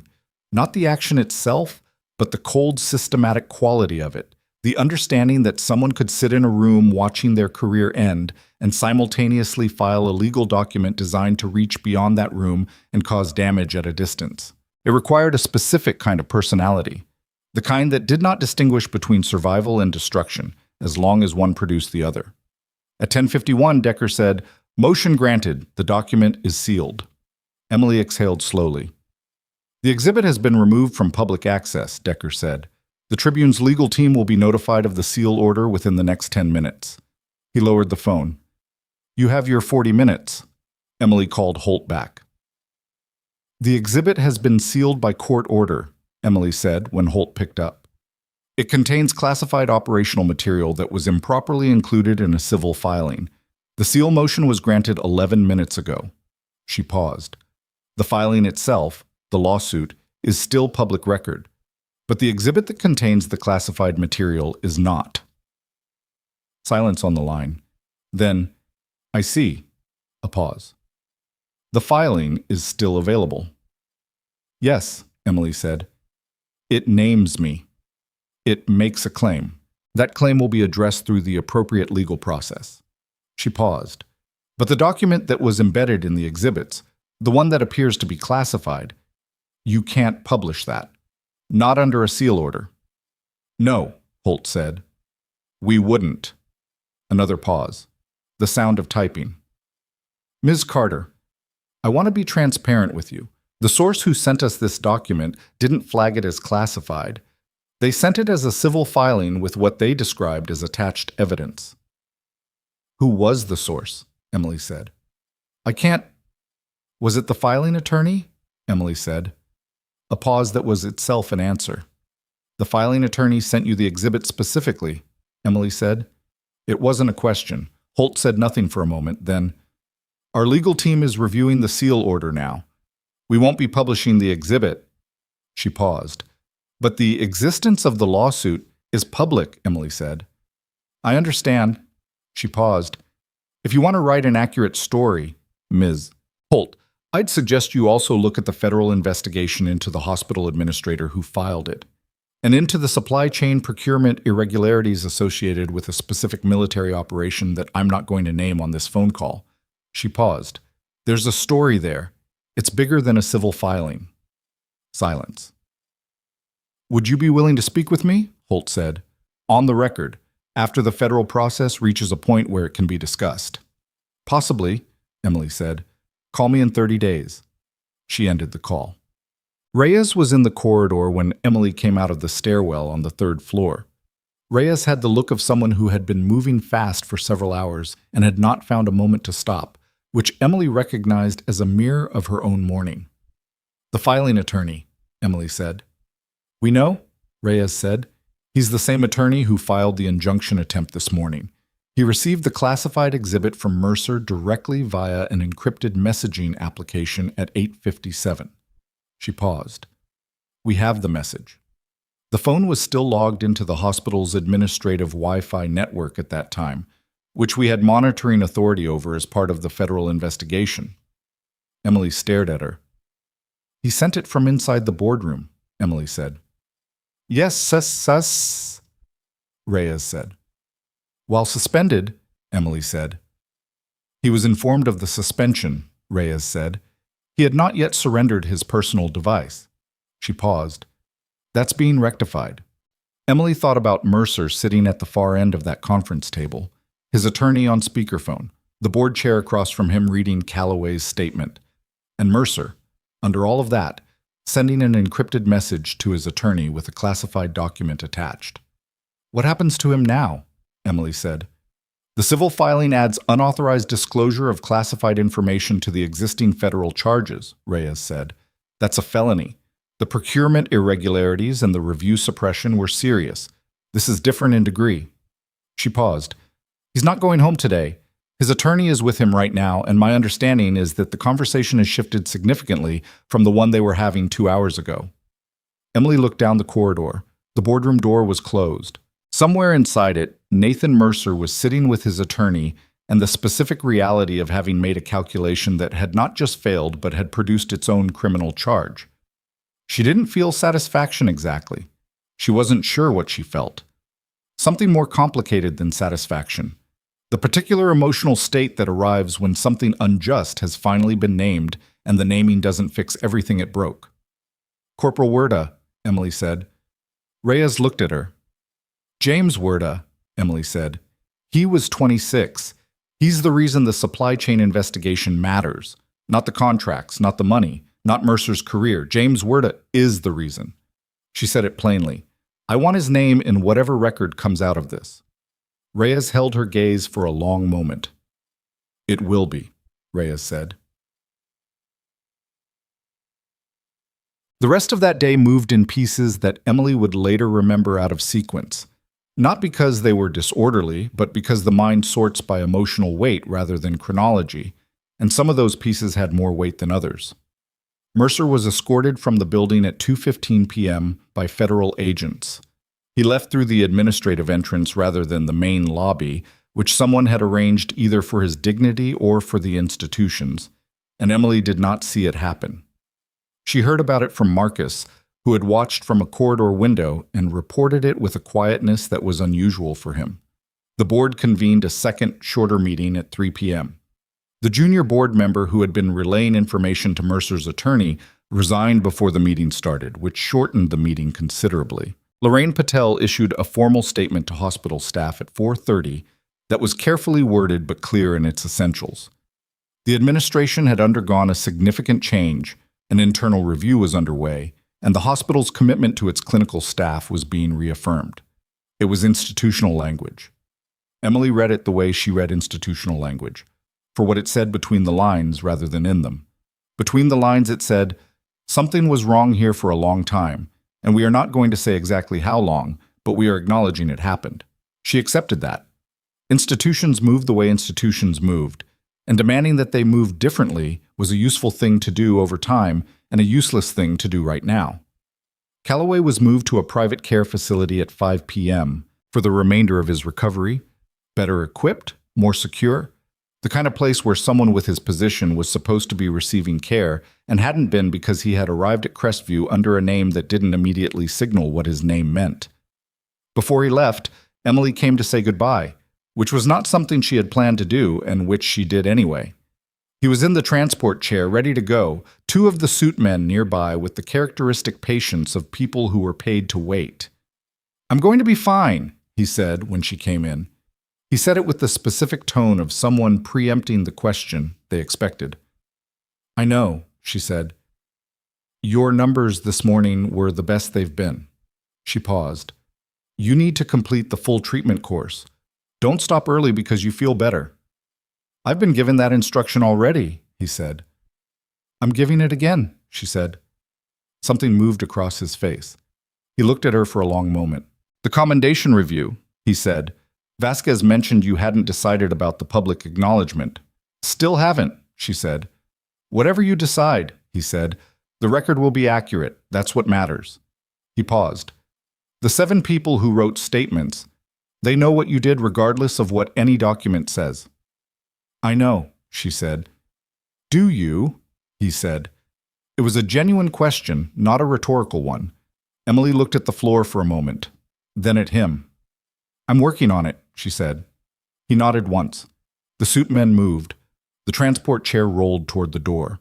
At the threshold, without turning around, Calloway said, "James Werda would have been 33 this year." Emily stood very still. "I looked it up," Calloway said. "When I was debriefed after 2019, I looked up everyone who was on that mission. I wanted to know who they were." He paused. "I still know." The door closed. Emily stood in the empty room for a while. The monitoring equipment was gone, the bed stripped, the chair by the window where she'd sat last night returned to its default position.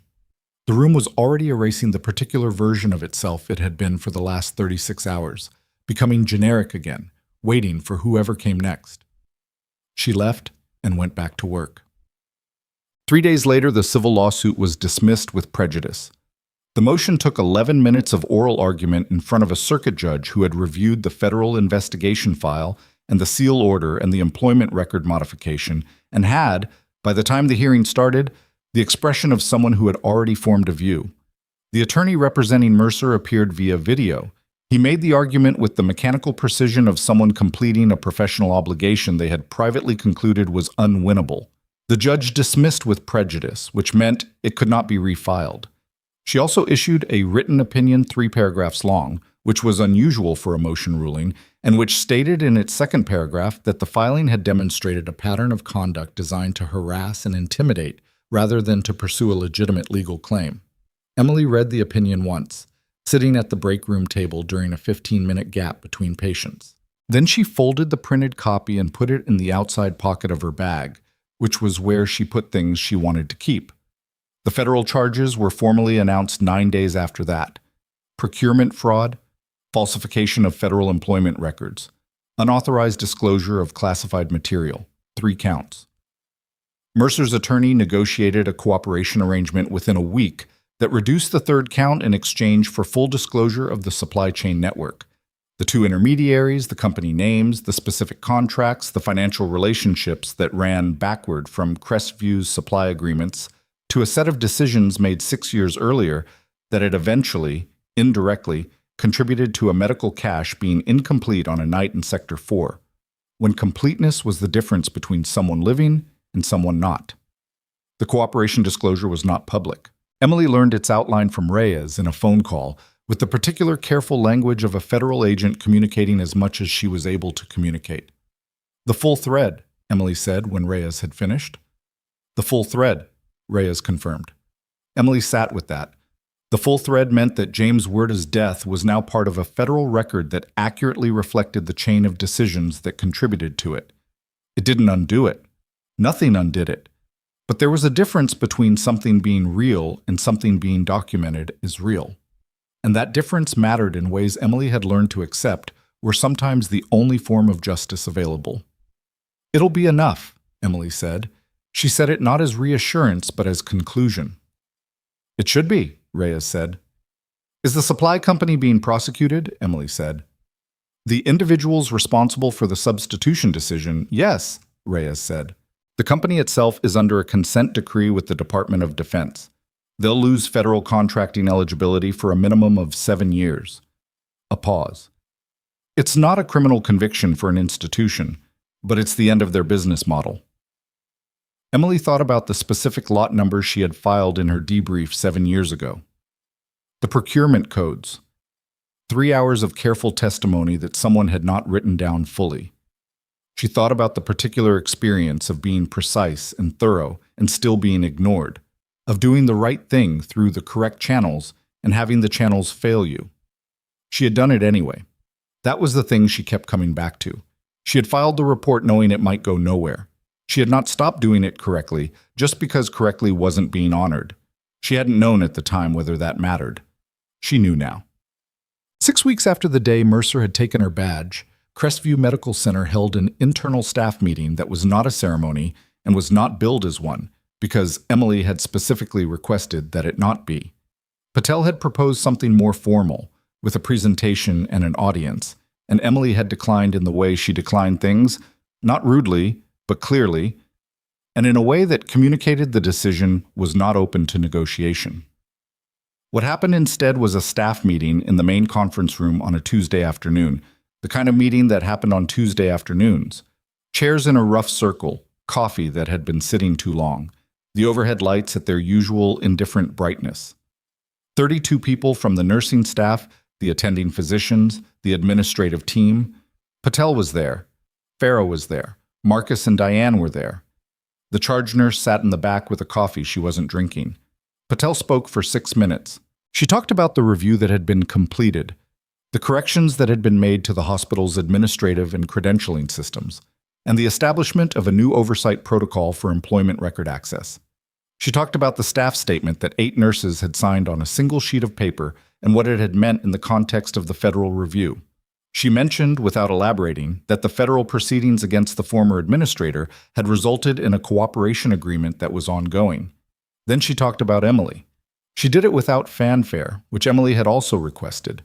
She said what was accurate, that Emily Carter had identified a rare clinical presentation under pressure, had executed a stabilization protocol that her colleagues had not been familiar with, and had done so after being informed of her termination and under circumstances that most people would have used as justification for walking away. She said that the medical record had been corrected to accurately reflect the sequence of clinical decision-making. She said that Emily's employment record, both at Crestview and in her prior service, now accurately reflected the truth of her background. She said Emily had served in a classified military capacity and had received commendations that were now, for the first time, part of a public record. The room was quiet in the particular way of rooms where people are listening rather than waiting for their turn to speak.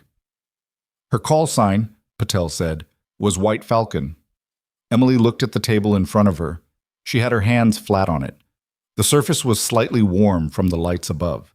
She was aware of 32 people looking at her, and she was aware that she did not know what to do with 32 people looking at her, which was not a new problem, but was one she had not resolved in 30 years of existing.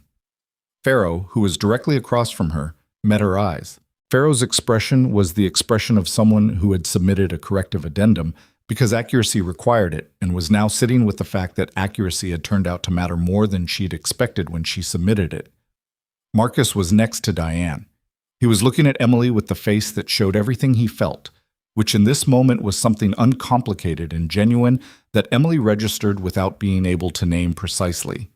She filed it under the category of things she would think about later. Patel finished. She looked at Emily in the way of someone who understood that asking her to speak was a risk, because the person they were honoring had made clear she didn't want to be honored, and had only agreed to be present. Emily stood up anyway. She had not prepared anything. She stood at her chair rather than the front of the room because going to the front of the room was a performance, and she was not performing. I want to say one thing, she said, and then I want to get back to work. Because there are patients on this floor, and I've been in this room for 20 minutes. She paused. The room was very still. The thing that happened here, what Mercer built and what it cost and why it was able to go on as long as it did, it happened because institutions are easier to manipulate than they should be when someone is quiet enough and positioned well enough and understands how documentation works. She looked at the table. I was quiet. I should have been louder, earlier, about things I saw and things that didn't sit right. I told myself it wasn't worth the friction. I was wrong about that. She looked up. Don't be quiet. Not when it matters. File the report, sign the paper, say the thing out loud in the hallway. It doesn't always work immediately. But it accumulates. And when it accumulates enough, it can't be managed anymore. She paused. That's it. She sat down. The room was quiet for a moment. Then Pharaoh started clapping, which was not the kind of thing Pharaoh did, which made it the kind of thing that made other people do it. And then the room was full of sound that Emily absorbed by looking at the table and pressing her palms to its surface and letting it be what it was. Oh. She was back on the floor by 3:15. A new patient in 4B needed vitals. There was a medication reconciliation error in 412. Different patient now. An elderly man named Paul Oguike who had been admitted for a respiratory infection and whose chart had a discrepancy in his antibiotic dosing that someone had missed during shift change. Emily caught it, flagged it, had it corrected in 6 minutes. The work was the same work. This was the thing that no ceremony could change, and that Emily did not want changed. The monitors beeped the same way. The linoleum was the same linoleum. The overhead lights buzzed at the frequency she had stopped noticing months ago and had not started noticing again. But something was different in the way people moved around her now, and she was honest enough with herself to acknowledge that she noticed it. Not deference exactly. The hospital was not built for deference, and she would not have wanted it. More like the small recalibrations of people who had reorganized their understanding of someone and hadn't yet finished integrating the new version. It was slightly awkward in places. Marcus kept offering to do things for her that she was capable of doing herself, which she had told him twice already, and which he kept forgetting, and then remembering, and then looking embarrassed about. Diane had started sharing things with her, observations about patient patterns, concerns about individual cases, in the way colleagues share things with each other when they have decided the other person's opinion is worth having. It was small. It was not nothing. Vasquez called at 5 p.m. with the final details of the commendation process. Emily sat in the break room with the door half closed and listened. The commendations were 6. 2 were related to the Sector 4 mission specifically, 1 for the extraction itself, and 1 for the medical improvisation that had kept 5 of the 8 alive through the first critical hour with inadequate supplies. The 3rd was a commendation that predated Sector 4 by 2 years, related to a different mission that Emily had half forgotten about until Vasquez named the location, and it came back with the specific physical recall of places that had required everything you had. The 4th was a unit citation that extended to every member of the rescue team. The 5th and 6th were command-level recognitions that Emily understood carried weight in institutional terms, but which she cared about less than the first 2. They'll be entered into your official record, Vasquez said. The public version notes the unit and the general nature of the service without operational specifics. The full record is classified. She paused. Your rank at separation has also been corrected. You were carrying the wrong grade in your official file. By how much? Emily said. By 1 grade, Vasquez said, which affects your separation benefits retroactively. She named a figure. Emily looked at the break room wall. There was a dry erase calendar on it with someone's schedule and a reminder about a staff potluck that had apparently happened 3 weeks ago. Okay, Emily said. That's all you've got, Vasquez said. There was something in her voice that was not quite amusement and not quite warmth, and was probably both. It's a lot to process, Emily said. Take your time, Vasquez said. The paperwork is not going anywhere. A pause. The 7 statements, by the way. The review board is releasing them to you, as the subject of record. They're yours to keep. Emily hadn't expected that. They're not required reading, Vasquez said, but they exist. I'll read them, Emily said. She said it before she'd fully decided whether she was ready to, which was probably the only way she was going to actually do it. "I know," Vasquez said. She read them that night, sitting on the floor of her apartment with her back against the couch and the lamp on and the statements in a folder on her knees. She read all 7. They were not bureaucratic. Vasquez had been accurate about that. They were written in the handwriting of people who had sat down with a piece of paper and decided to tell the truth about something that had happened to them, which was a harder thing to do than it sounded, because the truth of what had happened to them was not simple and required them to put into words experiences that most people managed by not putting into words. She read about herself in ways that were disorienting, not because what was written was wrong, but because it was accurate. And accuracy from the outside was harder to process than accuracy from the inside, where at least she had the comfort of knowing the context. She read about a night in Sector 4 from 7 different angles, and she recognized the night in all of them. And she recognized the moments where each writer had stopped and chosen their words carefully because the accurate word was one that required care. One of the statements was from a man named Sergeant now, Daniel Fowler, who had been 22 at the time of the mission and who wrote with the punctuation of someone who had not fully trusted their own sentences. He wrote that he had been hit early and that for a portion of the extraction he had not been entirely conscious. He wrote that what he remembered was a voice, and that the voice had been the most steady thing in a situation where nothing else was, and that he had not needed to see the face to understand that the voice belonged to someone who was not going to leave. He wrote that he thought about that sometimes. He wrote that he thought it was important for someone to know. Emily sat on the floor of her apartment and read that statement twice, and then set it face down on the carpet, because that was as much of it as she could hold at once. She did not cry. She was not built for it easily, which was not a virtue or a flaw. It was just the particular way she was constructed. What she did instead was sit very still for a long time, with the statements on her knees and the lamp casting its warm, ordinary light across the room. And she let the weight of it be what it was. She thought about the choices she'd made in the 2 years since she'd left the army. The deliberate smallness of Crestview, the anonymity of it, the way she'd understood it as a form of rest. She had needed rest. She had not been wrong about that, but she had confused rest with disappearance, and the two things were not the same. Disappearance required a person to make themselves smaller than they were, and she had been doing that, and it had not produced peace. It had produced a building where a man like Mercer could operate because the people around him had made themselves small enough that there was nothing to stop him. She was done with being small, not loud. That wasn't the same thing. And she had said what she needed to say in that conference room and didn't need to repeat it, not performing, just present, accurately sized, taking up the space that was actually hers rather than the space she thought she was allowed. She picked up the 7 statements and put them back in the folder. She set the folder on the shelf above her desk, between 2 books, where it would stay. 8 weeks after the morning the military vehicles arrived in the parking lot, Lorraine Patel offered Emily a position that had not existed the week before. Director of Emergency Response Development, a role built around creating and implementing clinical protocols for high-acuity presentations, with a specific focus on non-standard cases that fell outside existing training frameworks. It came with a salary adjustment, an expanded scope of clinical authority, and the particular responsibility of building something from scratch, which was harder than inheriting something functional and also the only kind of work Emily had ever found genuinely engaging. She took 48 hours to think about it, not because she was uncertain, but because she had learned that decisions made in under 48 hours were sometimes accurate and sometimes weren't, and the distinguishing factor was usually how it felt on hour 47 versus hour 1. On hour 47, it still felt right. She accepted. Her first act in the new role was to request that the standard triage protocol for trauma presentations be updated to include a flag for blast-related microvascular injury.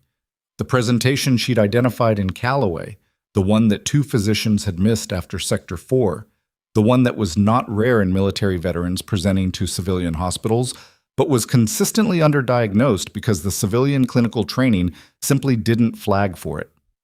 It took 3 weeks to get the protocol approved.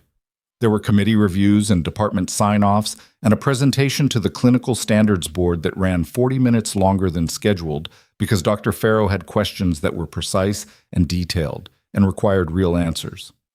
Emily gave real answers. Farrow approved the protocol. It was entered into the system and pushed to every department at Crestview the following Monday morning. A small thing, a change in a database. But the right change, in the right database, made by someone who had the authority and the evidence to make it. The difference between a modification at 5:40 p.m. designed to bury a person and a protocol update at 9 a.m. designed to help the next patient who came through a door with a condition nobody had thought to look for. Documentation worked both ways. That was the thing Emily had understood for a long time and had found a new clarity about in the last 2 months. The same institutional mechanisms that had been used against her, paperwork, records, system access, the slow machinery of bureaucratic process, were the mechanisms available to anyone willing to learn how they worked and stay in the room long enough to use them. Mercer had understood that. He had been good at it for a long time. He had just underestimated that someone else could be better. On a Wednesday morning in November, 4 months after the day the military vehicles had arrived, Emily Carter walked into Crestview Medical Center at 6:48 a.m., 12 minutes early. She clocked in, got her coffee, reviewed the overnight notes. 3 admissions in 4B. A complex case in 412, different patient still, that the overnight team had flagged for her attention. She clipped her badge to her chest, her name on it, her photo, her title, which now read something different than it had before, though she still did the same essential things she had always done. She walked into rooms where people were sick, and she paid attention, and she did not leave until she had done everything she knew how to do. Marcus passed her in the corridor with a coffee he'd made for himself and a quick nod that was the nod of 2 people who had been through something together and had come out on the other side of it, still going to work in the same building, which was one of the more ordinary forms of trust there was. Diane was already on the floor, mid-conversation with an overnight nurse about the complex case. She glanced at Emily as she passed and said, "Morning," the way you say good morning to someone you see every day. Emily said it back. The monitor in 412 beeped at its regular cadence. The lights in the east wing were the same lights.